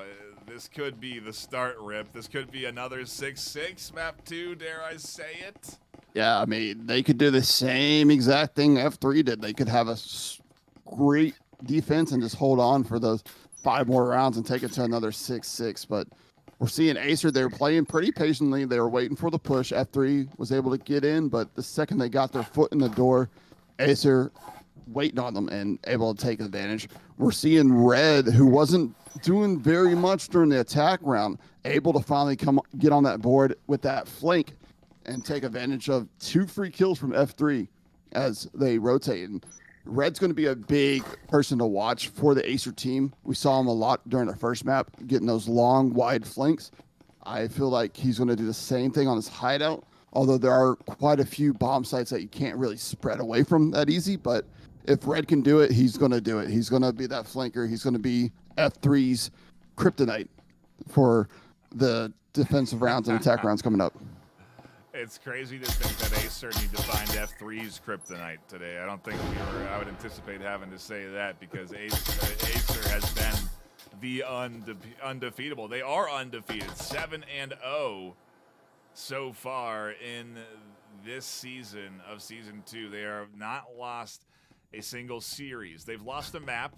They lost one just last week, but they have not lost a series, and that's not necessarily on the line just yet. Map 3 will be the deciding element, but for now at least, AESIR is backs against the wall, needs to lock this win, and is not overcommitting here, Yellow. They aren't extending for any flanks or rotations or anything over aggressive. No, they don't want to give up any inch. They don't want to give any anything to F3 there. They got 2 rifles. They want to just lock this down, and they need to play a perfect half here, and that means not overextending, not trying to get antsy, not trying to take any unnecessary risks. Here comes a nade. F3 able to dodge it there. Hotline going for the first kill, picks it up on Berserk. LFT taking a little bit of damage. Hotline looking for the second one, but gets punished there. Angel also picking up Lone Sigma. Not what you really want to do, but Red able to get that frag grenade kill onto LFT. So the double push there coming in from F3 stopped, but it is still a 3-on-3. As I say that, Red picking up the kill, but Tech9 getting taken out by Dookie. 2-on-2, 1 rifle still in play. Plunge, now it's a 1-on-1, but Red able to clutch it out as he takes out Dookie Pookie. A very close round for F3 there, but AESIR holding it down. But even with the advantage there, I mean, they almost lost that one. You got to wonder how much they're feeling the pressure. Apologies on the camera angle there. I think I hit the wrong replay button, but a big save from Red as they're the lone survivor at the end of that round, Rip. And F3's right there. They're close, but is AESIR? Is this it? Is this the comeback? I don't know. We're gonna see a lot of what we saw during before the swap. F3 does not have any economy now. They are not able to really buy. They're gonna try to put what they can to get all the Vesins they can on the field and try to make something out of this, but AESIR are able to buy all the gadgets and all the Vesins they want. And F3 just trying to hold on and take 1 round so it's not a reverse sweep into a tie. But AESIR showing a great defense, again, playing patiently, and Red coming out at the end with that crucial kill to end the round. Just like I said, I believe Red will be their kryptonite. He wasn't able to do much during the attack, but his defense looks a lot stronger. Interesting bottom floor break there. Maybe just checking for any aggressors that would be a fast threat. I don't know. That would be a very aggressive swing out from AESIR to be pushing bottom floor, but I guess they also wanted to make sure that Berserk could line here and not get picked off by someone pushing through that doorway. So that's actually why they checked the bottom floor. And if you pay attention to all the details, you'll see all the little things they do as Hotline gets their gun extended out the window, finds a kill, hucks a nade over to a standard defensive set and doesn't catch any out, but nearly does. A nice toss that so far puts AESIR up into a nice 5-4 and kind of disrupts the overall pace and momentum of this F3 offense. Yeah, I mean, F3 getting picked there early, I mean, that's going to open up the door a little bit for AESIR to try to, just kind of hold this all down. I mean, even then, Tech9 isn't on a rifle at all, so, even just having that man advantage, that's going to be very good for AESIR in their, adventure to try to make a comeback here. F3, they're playing this really patiently. They're using all the time that they can on the clock, trying to make sure that, they're not taking any more unnecessary risks. Here comes a flashbang. Old Gravy picks up a kill, but also accidentally gets a team kill there as a teammate walks in the way. Dookie using the smoke to try to make things, try to get some positioning there, but we got two AESIR members tucked into the corner, Lone Sigma and Red. Lone Sigma picking up Angel, Red picks up LFT, and Red gets the second kill. Red really, as we've been mentioning, coming in alive here and, really helping AESIR to try to make this comeback happen. Just barely snagging the final kills there inside of Garage, but they had support from the team on the backside. Plenty alive left on AESIR there, and an eco round for F3. Rip, it's the comeback train is full steam ahead at this point for AESIR. Yeah, this is going to be a reset round here for F3. They're going to probably go in fast. They don't have anything to lose. If they can pick up a couple of Vezins by getting some kills early, you'll probably see their game kind of slow down, and they'll go for the picks and try to push together. But I imagine they're going to go in fast here for a reset and try to get to this next round where they can full buy into their Vezins and gadgets again.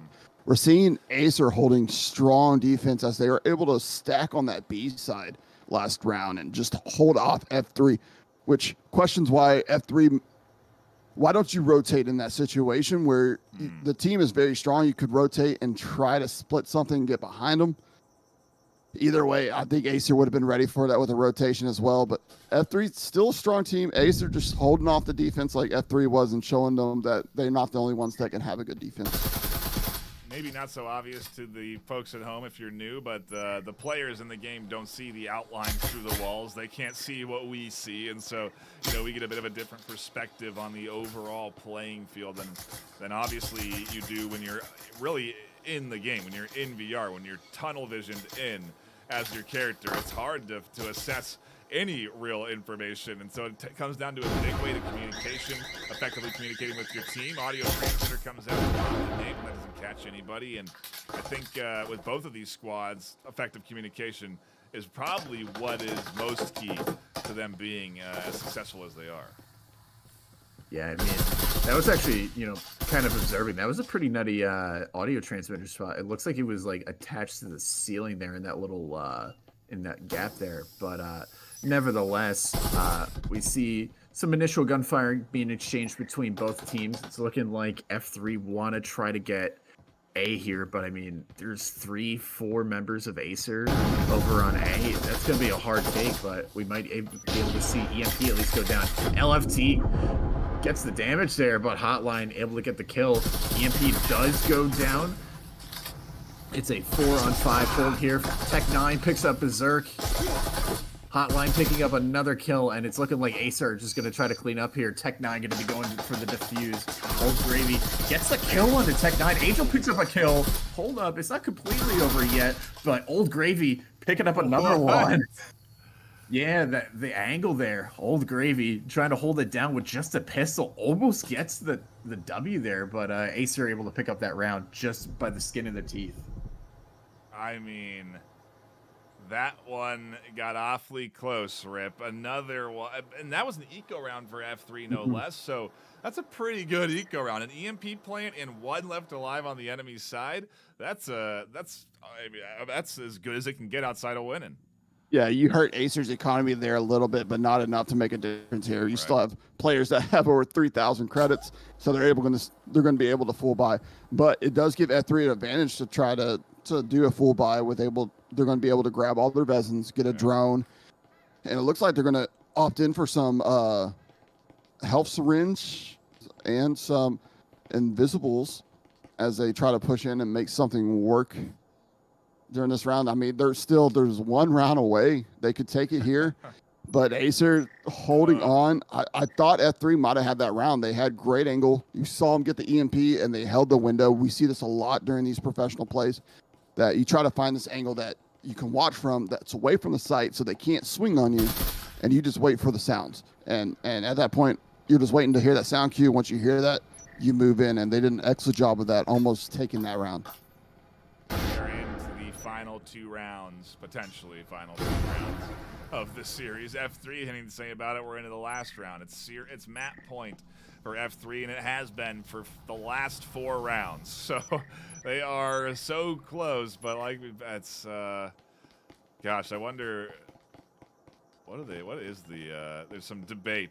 I wonder what the comms are yelling at with Gravy chucking the EMP like that. I wonder what they're all chatting about. So I think F3 actually had a disconnect, so they were playing time to get its hero in there. So that's, I think, what was happening. So, they lose a little bit of time in the round, but Breachers rounds, they're 3 minutes long, which is longer than most other games. So, they still have plenty of time to try to make things happen here. Berserk going to be throwing some util in, trying to get some storage control, and we see F3 kind of swarm in. LFT taking a good amount of damage there over on 22 HP there initially, but recovering thanks to a stim shot there. But F3, they're able to at least get into storage there, to make their way through.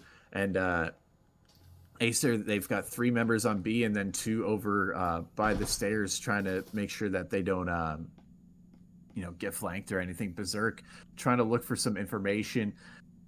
The rest of F3 not too far behind. Lone Sigma, again, we see the cool aspect of VR. He's leaning around that corner, which, is something that you don't see too much in flat screen games. Tech9 picking up hero. Angel getting taken out by Red. And AESIR off to a great start. Tech9 flicking out the Berserk there. LFT and Lone Sigma trading kills. And now it's Lone Sigma. I'm sorry, LFT there. Low health. Red trying to sneak around the corner. Does he catch the timing here? And he does. Red picking up the final kill there. 5-6.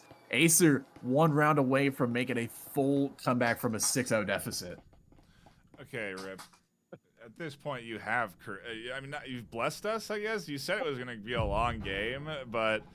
Are we going to get every round played out in this series? 6-6 map 1. We're headed to 6-6 map 2. What's the play here for both these squads?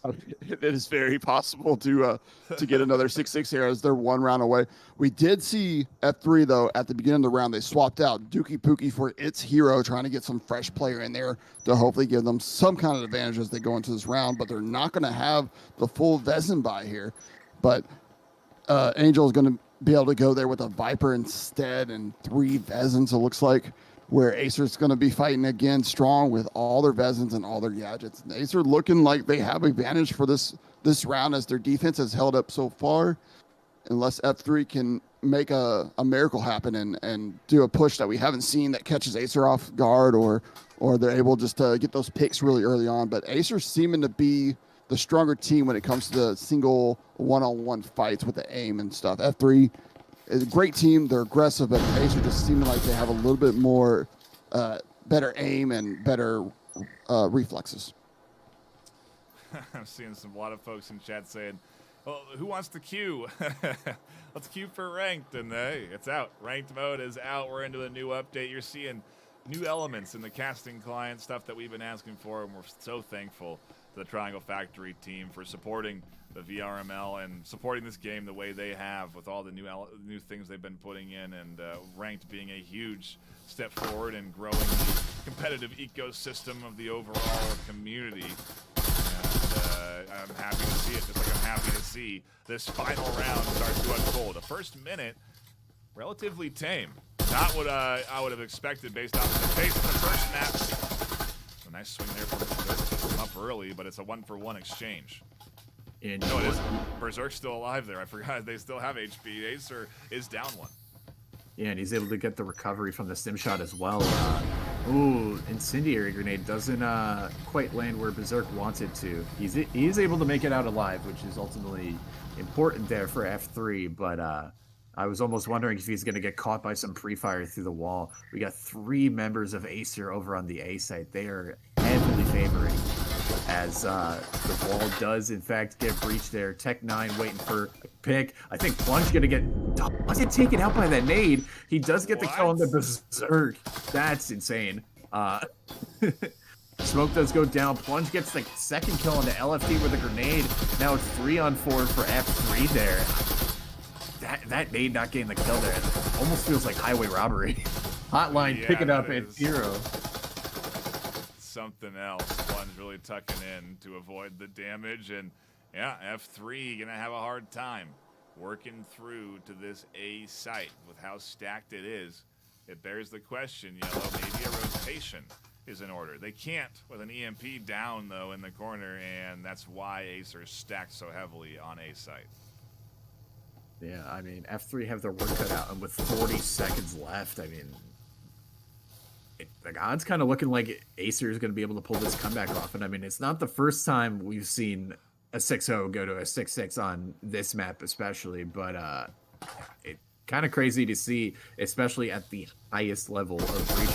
Hotline swings out, gets the first kill. Old Gravy able to pick him off, and now it's a 1 versus 3 with 15 seconds left. Old Gravy has to send it here, but is going to walk into a crossfire here. Plunge able to pick up the kill and finish it off. AESIR making the full comeback, tied it up 6-6, and map 3 is going to be on the horizon. We are completely tied this afternoon, Rip, off of a map 1 6-6 on Arctic, a map 2 6-6 on Hideout. Map 3 will decide the series, either a tie again 6-6 or a win. And I can't wait until we can get the new competitive settings, the new ranked settings, incorporated into this, so we don't have ties anymore. Because I don't think you have ties in ranked. I don't think you have ties. You can have ties in ranked games. So we need that for regular season. But for now, at least, we're tied 2 maps out the start, and not what I expected. Yeah, correct. In ranked gameplay, there is no ties. It goes on to the next map or round with whoever has the most points getting to choose the side, I believe. I haven't had the experience of going into an overtime in ranked yet because I'm just that good plat player.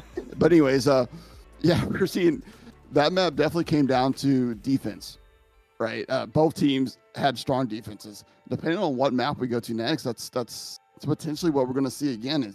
It might come down to that defense. I'm curious to see if they go with a factory or skyscraper here. I doubt that we see a ship. I'm not sure which map got banned, but F3 and AESIR, it's been a great game so far, and I knew it was going to be a long game. I didn't think we would tie every map, but it does look like we will be going to skyscraper. So it does look like we are headed to skyscraper for our map 3 series decider. Formula 3 and AESIR. Who is the real owner of the 3? That's the question this afternoon. Is it AESIR? Is it Formula 3? I thought AESIR had a 3 in their name. Oh, no, they don't. Why did I think AESIR had a 3 in their name? Weird. Maybe they changed it. Maybe they used to. Either way, AESIR playing strong here, and we're tied up 6-6. If you are just tuning in, I appreciate you stopping by, hanging out, and enjoying the action. Hit the subscribe button, hit the thumbs up button. Anything you can do to support the channel means a lot to us. And if you're interested in joining the VRML, you should have all the info down in that info section beneath, all the links to Discord, to the website. You can also obviously go to vrml.com/breachers, where you will find also links, info, articles, everything you need about the Breachers VRML. It's your one-stop shop. You can also obviously buy tickets to VRMLCon this year, July 20th and 21st, watching the top 2 teams compete live on stage. It is ultimately what makes every one of these NA games as hype as it is, and especially when you look at a squad like AESIR and Formula 3 Yellowhead. I mean, these are 2 of the best in the NA division.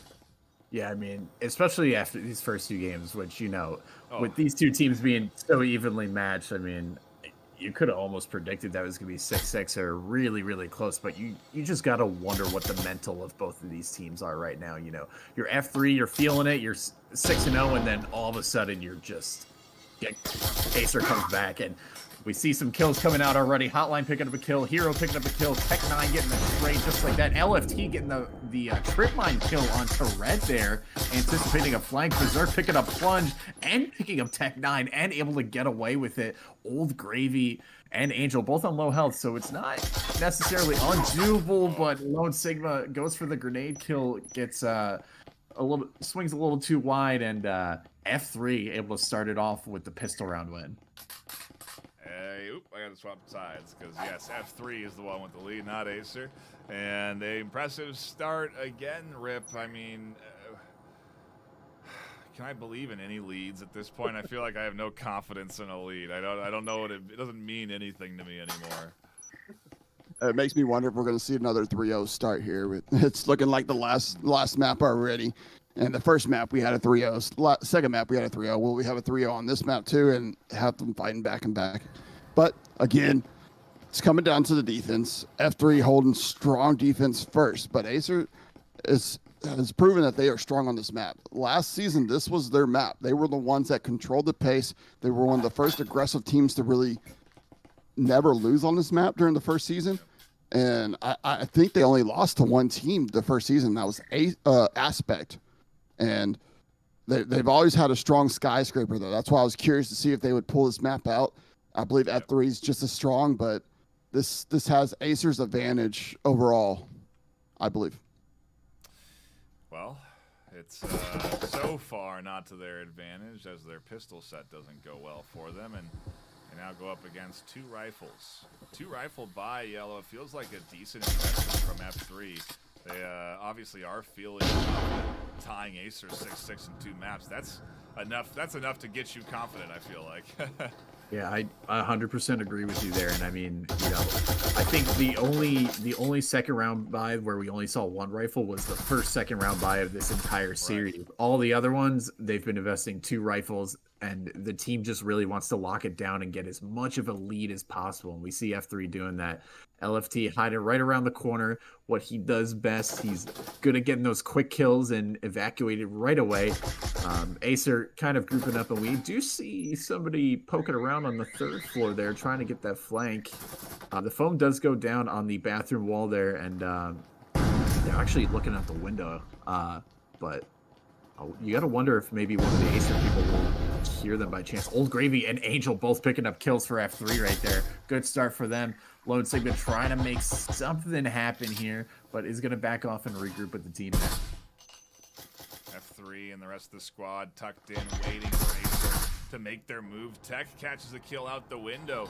A nice little pickup that opens things up just a touch for AESIR to work with. We've seen these eco rounds not go too bad for AESIR this series, as they do get an EMP plant. It costs the life of Plunge, but it's money into the pockets of the team off of an eco round. Tech9 says, I'll have my hand at finding some kills, vaults into their death, and a defuse should be coming through from F3 for their 2nd round in a row on Skyscraper. A solid performance from F3 again on the opener, and Rip, it feels like we're headed to that 3-0, but next round's the full buy, and maybe AESIR will have a shot. I mean, it is Skyscraper, and so I feel like out of every map, this one definitely lends itself to defense more than offense.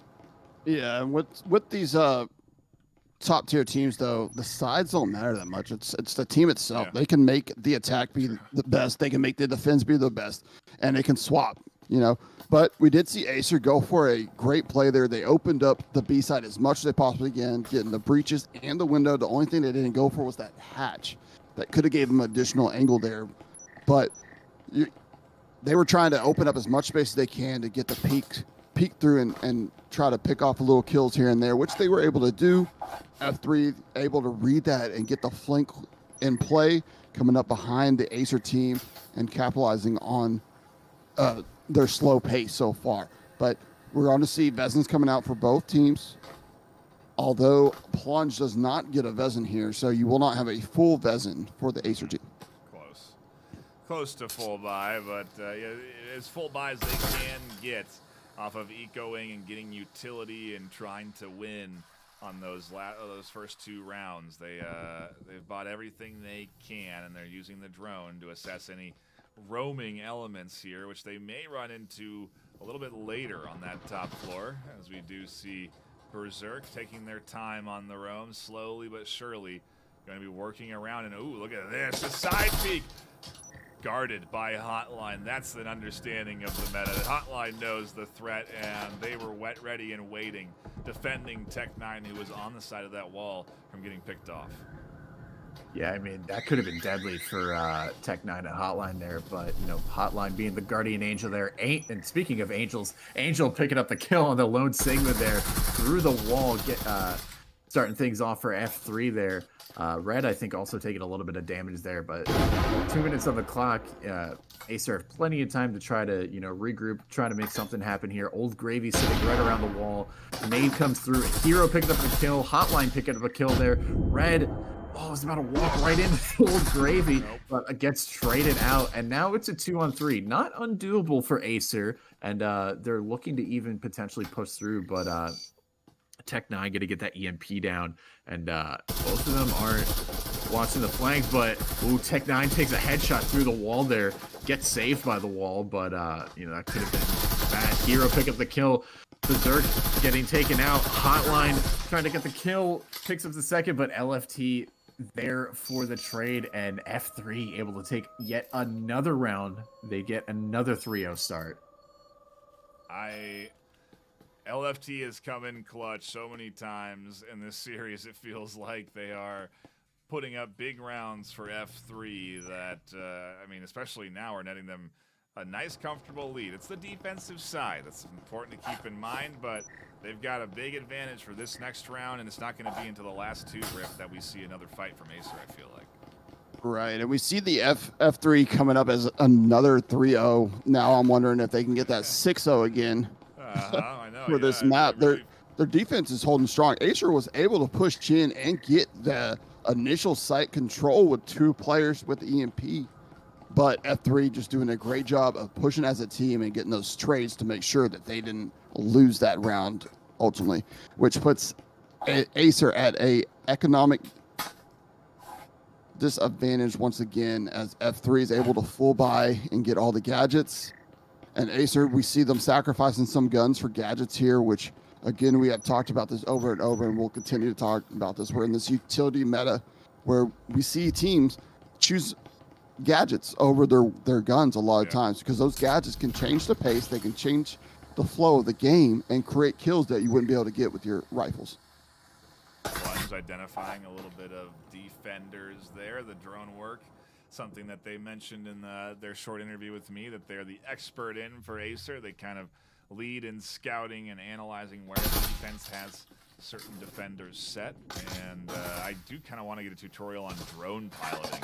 So I feel like that in itself may be something that a lot of people could learn a thing or two about, how to effectively survive when you're flying that drone. You don't have a ton of maneuverability, but I do see some interesting little tactics that players will deploy to try and find information quickly using that drone. And well, it's the nuance at the high level. There's nuance to everything, to grenade throws, to utility usage, to trip mine placements. It's all man, it's so highly developed. The skill ceiling so high in a game like this of Breachers, and when you get to see teams like this, you get to see just how high the ceiling can go. You get to see what it's like when a team and a player is hitting all of their shots consistently. You see what it's like when utility is placed perfectly and nades are consistently tossed right where they need to be. It's exciting, and quite frankly, it's why I love watching Breachers so much when it does get to be played at a level like this. Absolutely. And I mean, this round you're seeing AESIR really just kind of slow the pace down. That, you know, they're crouching around the entire map, potentially, you know, leaning over towards B site, maybe getting a little bit of attention over towards A, but I think they really want to just go for that late round explosion there. But again, look at this. We've got its Hero waiting on the stairs, and if they catch the timing right, they might be able to pick some players. But as they say that, Tech9 Jr. does kill Hero, and Hero's going to spot 3 players, and that might even force the rotate of the 3. The door blocker going down there. 50 seconds left on the clock, so AESIR don't have too much time to work with, but LFT, once again, just hiding around that corner, looking for that drive-by. He gets spotted there, so he's now officially in a one-and-done spot. Tech9 Jr. picking up that second kill. And things looking good for AESIR this round. Yes, they are. Berserk finds a wall bang. Gravy gets caught by a nade. And here comes the push to the inside. Lone Sigma finds the last one alive, and F3 lose their first round, and maybe the only round they can afford to lose, because it's Skyscraper, and if you let one go on defense, it could be that one that separates the winning team from the losing team. And they're actually, F3 is kind of in rough shape right now, Rip, off of just one loss. Yeah, they went into a full bye last round, and they couldn't really afford to lose that round, as you see, as they're only able to get 3 Vezins and pretty much no gadgets here so far. But AESIR doing an excellent job with that push in. You were talking about the drone. I love to go over the drone when I'm coaching. I always split up into 3 categories. There's the decoy drone, where you push in with the drone and use the drone to take the fire and then swing around and trade with the drone to get that free kill. You got your scouting drone, that's job is just to go in and get as much knowledge as possible on equipment and players for the next site. And then the area drone that goes in and holds a spot and just kind of controls that area as much as they can to help their team push in. And drones can make a huge difference for these professional teams, as you can get quite a bit of intel if you're using it right and you use that right lane as you're pushing in to check the sites. Absolutely, as we see the drone getting deployed here into server room, to find that there's not much defense here. Instead, F3 have interestingly stacked pretty heavily over into A site, something you don't often see a whole lot of. More often than not, you'll see at least 1 or 2 invested into a server room defense, but instead LFT is roaming on 2nd floor, and maybe eventually we'll get all the way down to the other stairs, where they'll spring up on the flank, which is being guarded by Hotline, as you'd expect from AESIR. They're watching all of their angles. There's not going to be an easy round here for F3. No, and I mean, they get that foam down, and it's looking like, of course, they're going to pounce right on B. A little bit of utility exchange from Sigma there. LFT going on that flank, though, and he might actually be able to catch a player. He's just got to play it patiently. Hotline's still watching the flank, but, I mean, it's so tense. They are literally right around the corner from each other. And one wrong move and Hotline. Oh, LFT picking up that kill there. Huge for F3 there. Is going to be able to fall back a little bit, and I believe that's a gun down. Old Gravy and Berserk picking up kills as well. Huge play there as the push comes in from Red and Lone Sigma, who are all that's left. Red's found big kills so far, though, in this series, and catches a double.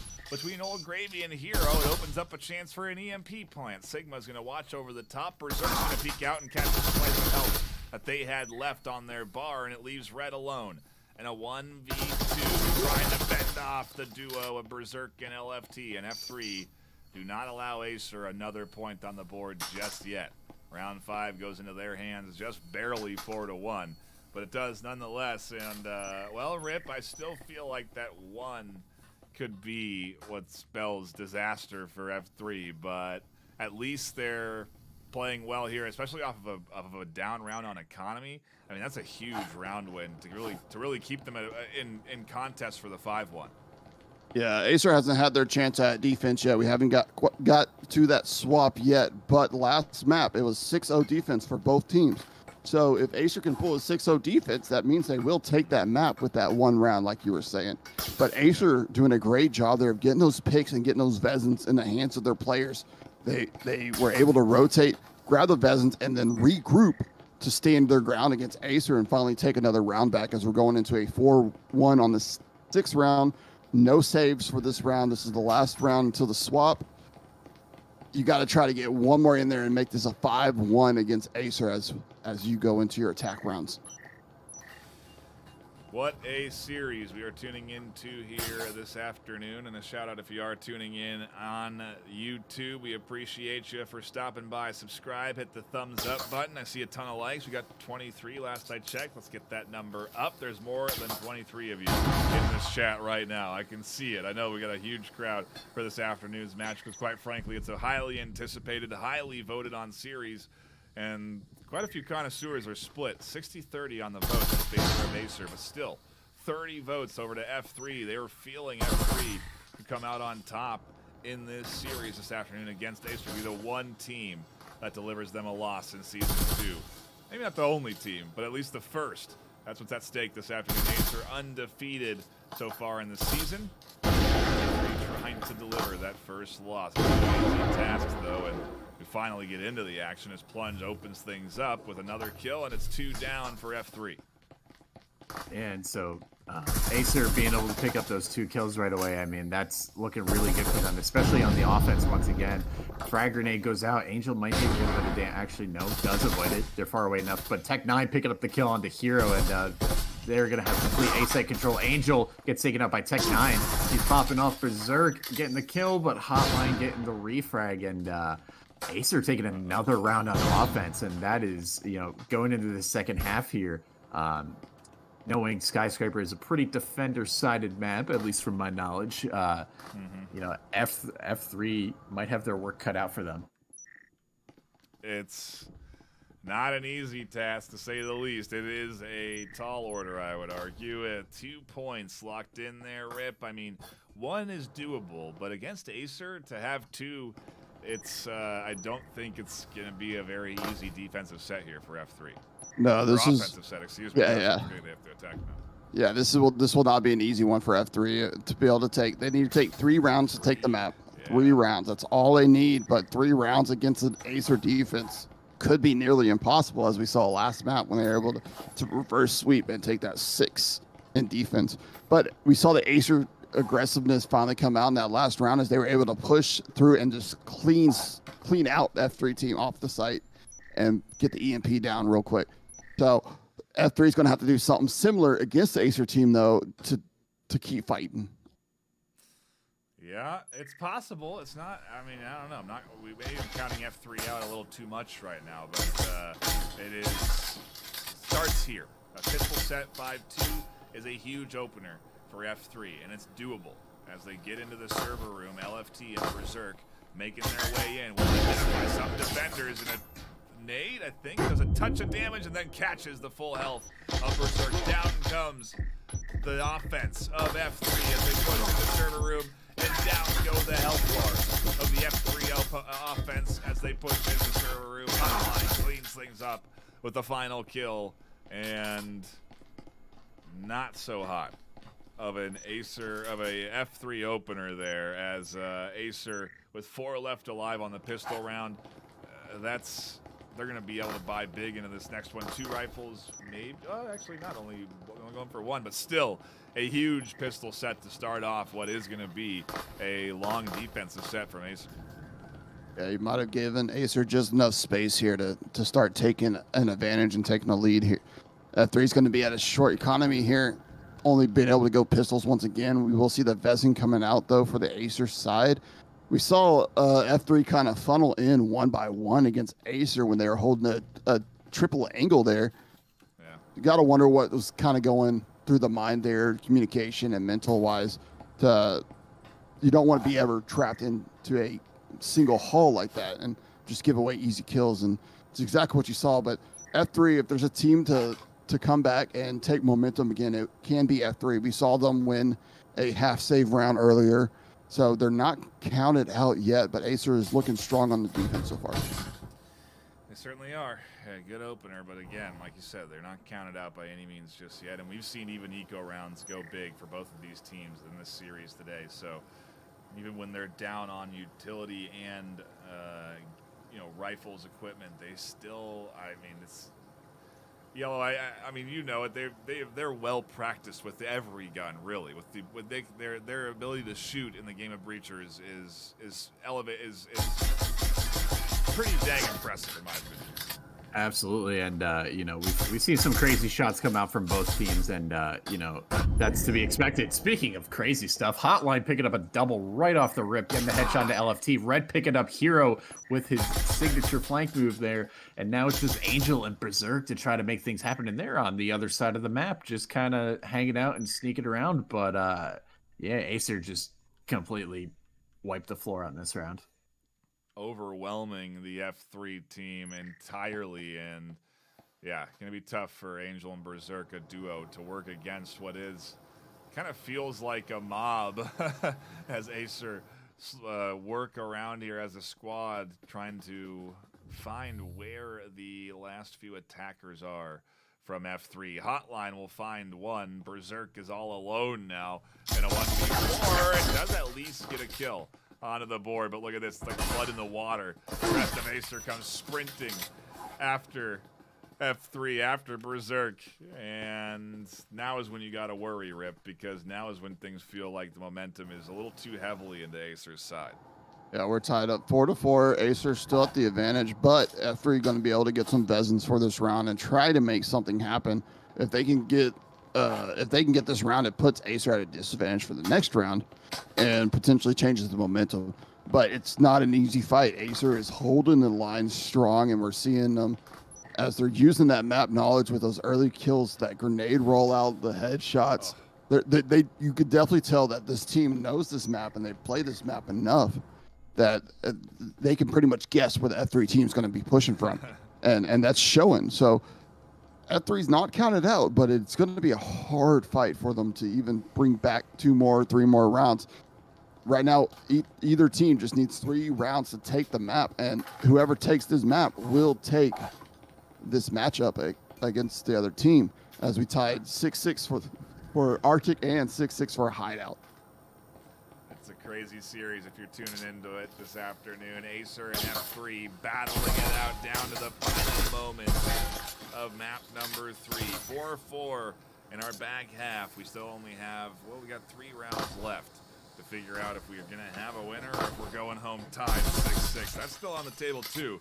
Let's not put that out of our minds as an option, because quite frankly, we very well could be headed to another 6-6 at this pace. But AESIR are looking good, and F3 are in a partial bite here. 4 rifles and a pistol as they push in. And LFT, interestingly enough, taking the pistol. I feel like they've been the one finding a lot of kills. But the scoreboard doesn't lie, and it's Berserk, really, that's been leading the charge for F3. Yeah, and I mean, you having to look at that scoreboard too. I mean, you see Hotline just miles ahead of everybody else, 15-4 right now, and Red actually picking up that first kill on the LFT. Speaking of, but yeah, I mean, Hotline probably having the game of his life right here for sure. Playing incredible, pushing towards, quite frankly, a 20-kill game, which would be insane this late in the season. We have F3 no left. But it's not done quite yet. Plunge picks up a huge double as another frag comes through on F3's side, and now the push. Crazy. Not ready for Tech9 on the short corner, and the nade kills Tech9, but also would have killed, I mean, I don't know, overkill to the definition. But AESIR find a win, are up 5-4, take the lead for the first time in this map, and are 2 away from locking in a series win right now. It's close, Rip. It's right there, and these rounds are flying by. Yeah, again, these, like we said at the beginning of the map, if you have never watched these 2 teams before, they're both very aggressive playstyles. AESIR being one of the most aggressive teams known in the VRML Breachers world right now, as they are undefeated, 7-0 so far this season. And last season, they only lost to 1 team. So they are a great team. But they're going to have, AESIR's going to have full advantage here as they're able to full buy, and F3 going with those pistols against the Vezins. We have seen this happen, though. We have seen F3 put up a fight and take a pistol round against Vezins. So it's not impossible, but AESIR just showing strong defense as they are able to rotate and be pretty aggressive on their defense when F3 makes their pushes. The grenades, getting trades, and utility uses, it's just all proven to help AESIR as we go into this round. A bit of a disconnect, it seems like, from Lone there. Unfortunate for defense, and now as a pistol turns into a rifle, things for F3 are looking quite good.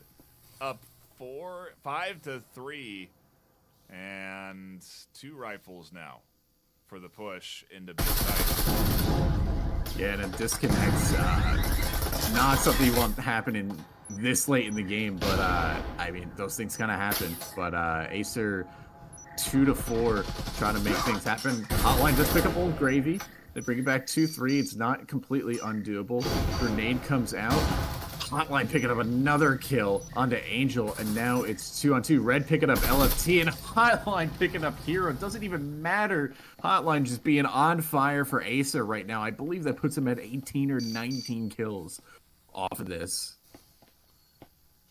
18-4, putting their team up 6-4 and 1 round away from a series win. Rip, I don't know that I've seen maybe I've seen it once. But against F3, it's crazy. Hotline is playing out of their shoes right now. Almost 20 kills against what a lot of people would argue is the number 2 team, NA. Of course, they're not right now, but if they had been playing all season, they very well could have been. But still, that's a heck of a performance. Yeah, Hotline definitely showing what he has, trying to make everything work for his team and leading his team to match point here as we go into this last round.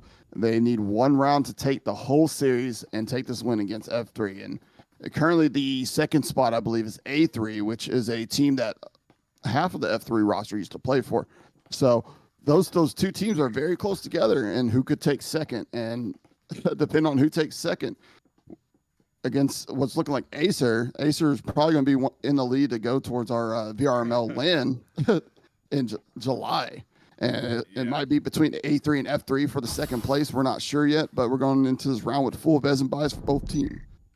Oh my goodness. They're opening things up with a very early kill from F3 through the door with that window, it seems. A nice pickup to start things off. Not what AESIR wanted to have happen here, and what could have, and what is the series round. I mean, you don't want to let F3 get a win. You don't want to let them get the foot in the door. You don't want to. AESIR's economy isn't perfect. You know, Blunt has 0 cash. Tech is 100. You know, if they lose, they don't have a ton of money to go around. So they really can't afford a loss right now to take them into that final round. It's a big one for F3. Yeah, for sure. And I mean, all we're seeing right now is a lot of blind fire. I mean, people just trying to get whatever early damage that they can. F3 trying to make their way over, and Berserk actually gets, I think, tagged in the face to the wall. LFT does pick up Plunge. Hotline picking up Berserk, going on 19 kills there. Old Gravy does pick up Red. Hotline picking up his 21st now. LFT getting taken out, but Angel picking up Hotline, and now it's Tech9 Jr. to make things happen, but Angel being the Guardian Angel. Whoa. So much happening so fast. F3 fighting to stay in this, and AESIR even dealing with the disconnect, almost win that round, but could we have a third tied game? Anything can happen. Is this really going to be a even 6-6-6-6-6-6? The demonic scoreline coming through to fruition, Rip? Is that what's going to happen here for this last round? It's definitely possible. Looking at this economy, you're going to have F3 be able to full buy here, and Hotline was able to save enough that he's able to buy another Vezin if he wants to and give his team 4 Vezins here. So they have 3, and it looks like they're choosing to go 3 Vezins and 2 Omen. I'm not quite sure why you don't pick up that last Vezin to try to help your team there, but F3 is going to have all the gadgets and have everything they can to play with against this AESIR's defense here. Looking at possibly another 6-6, like you're saying, a tie for all 3 maps, which is great for the F3 team because it hasn't happened.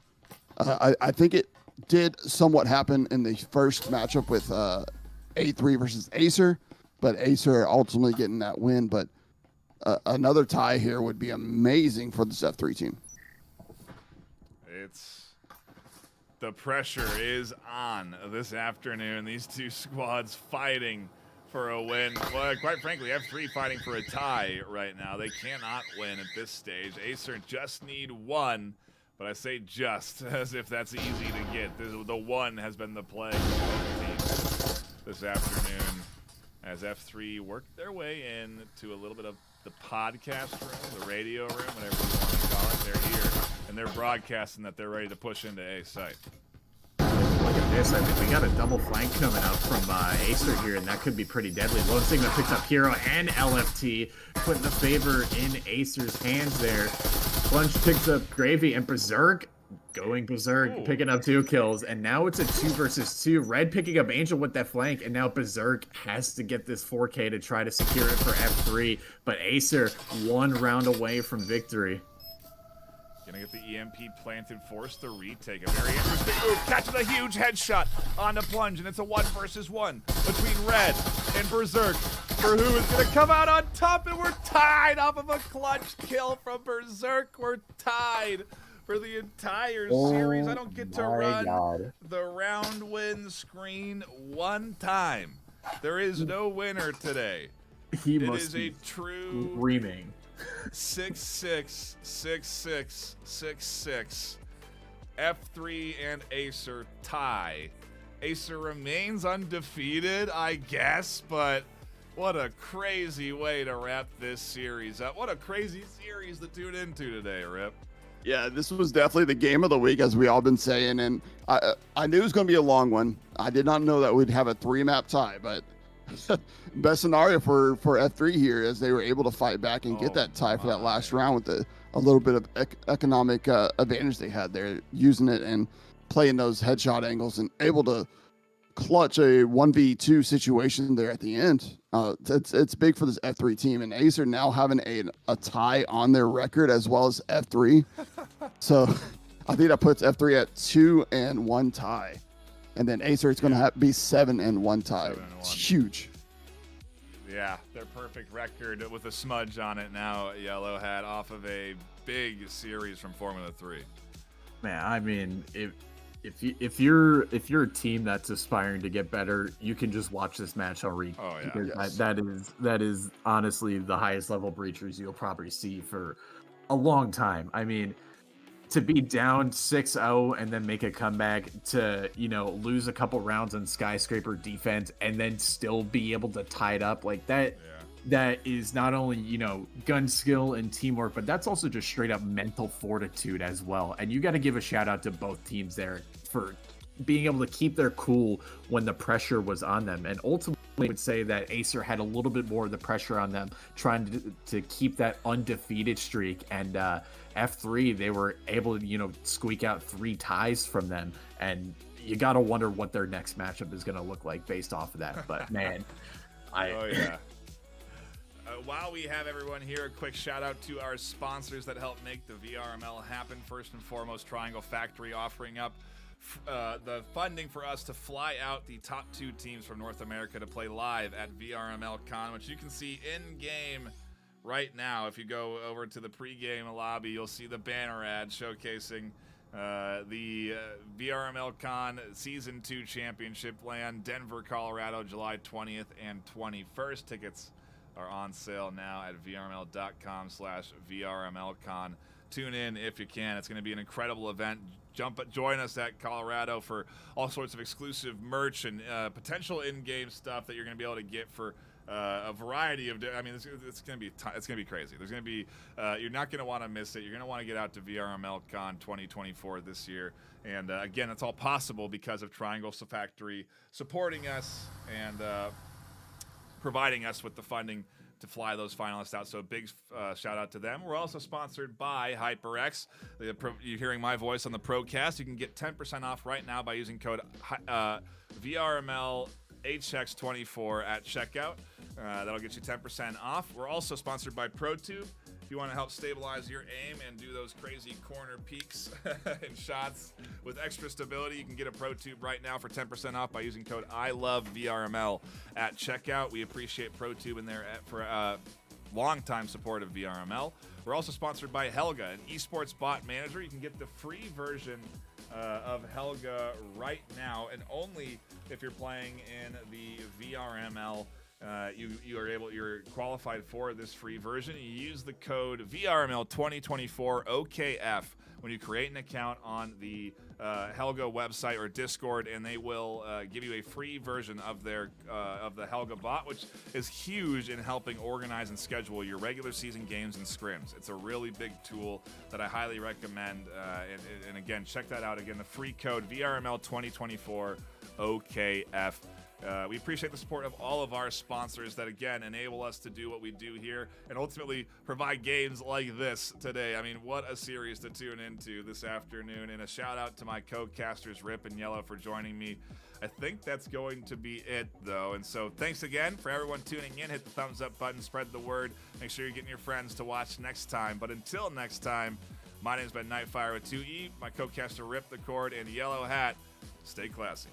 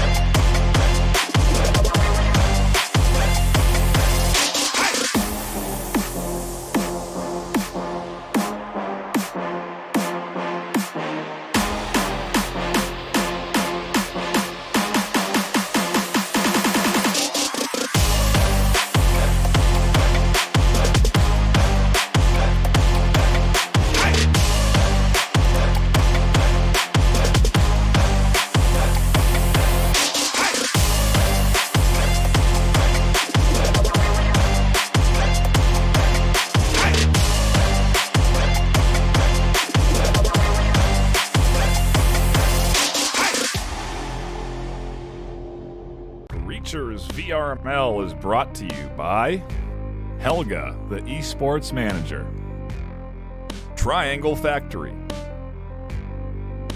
Thanks for watching VRML.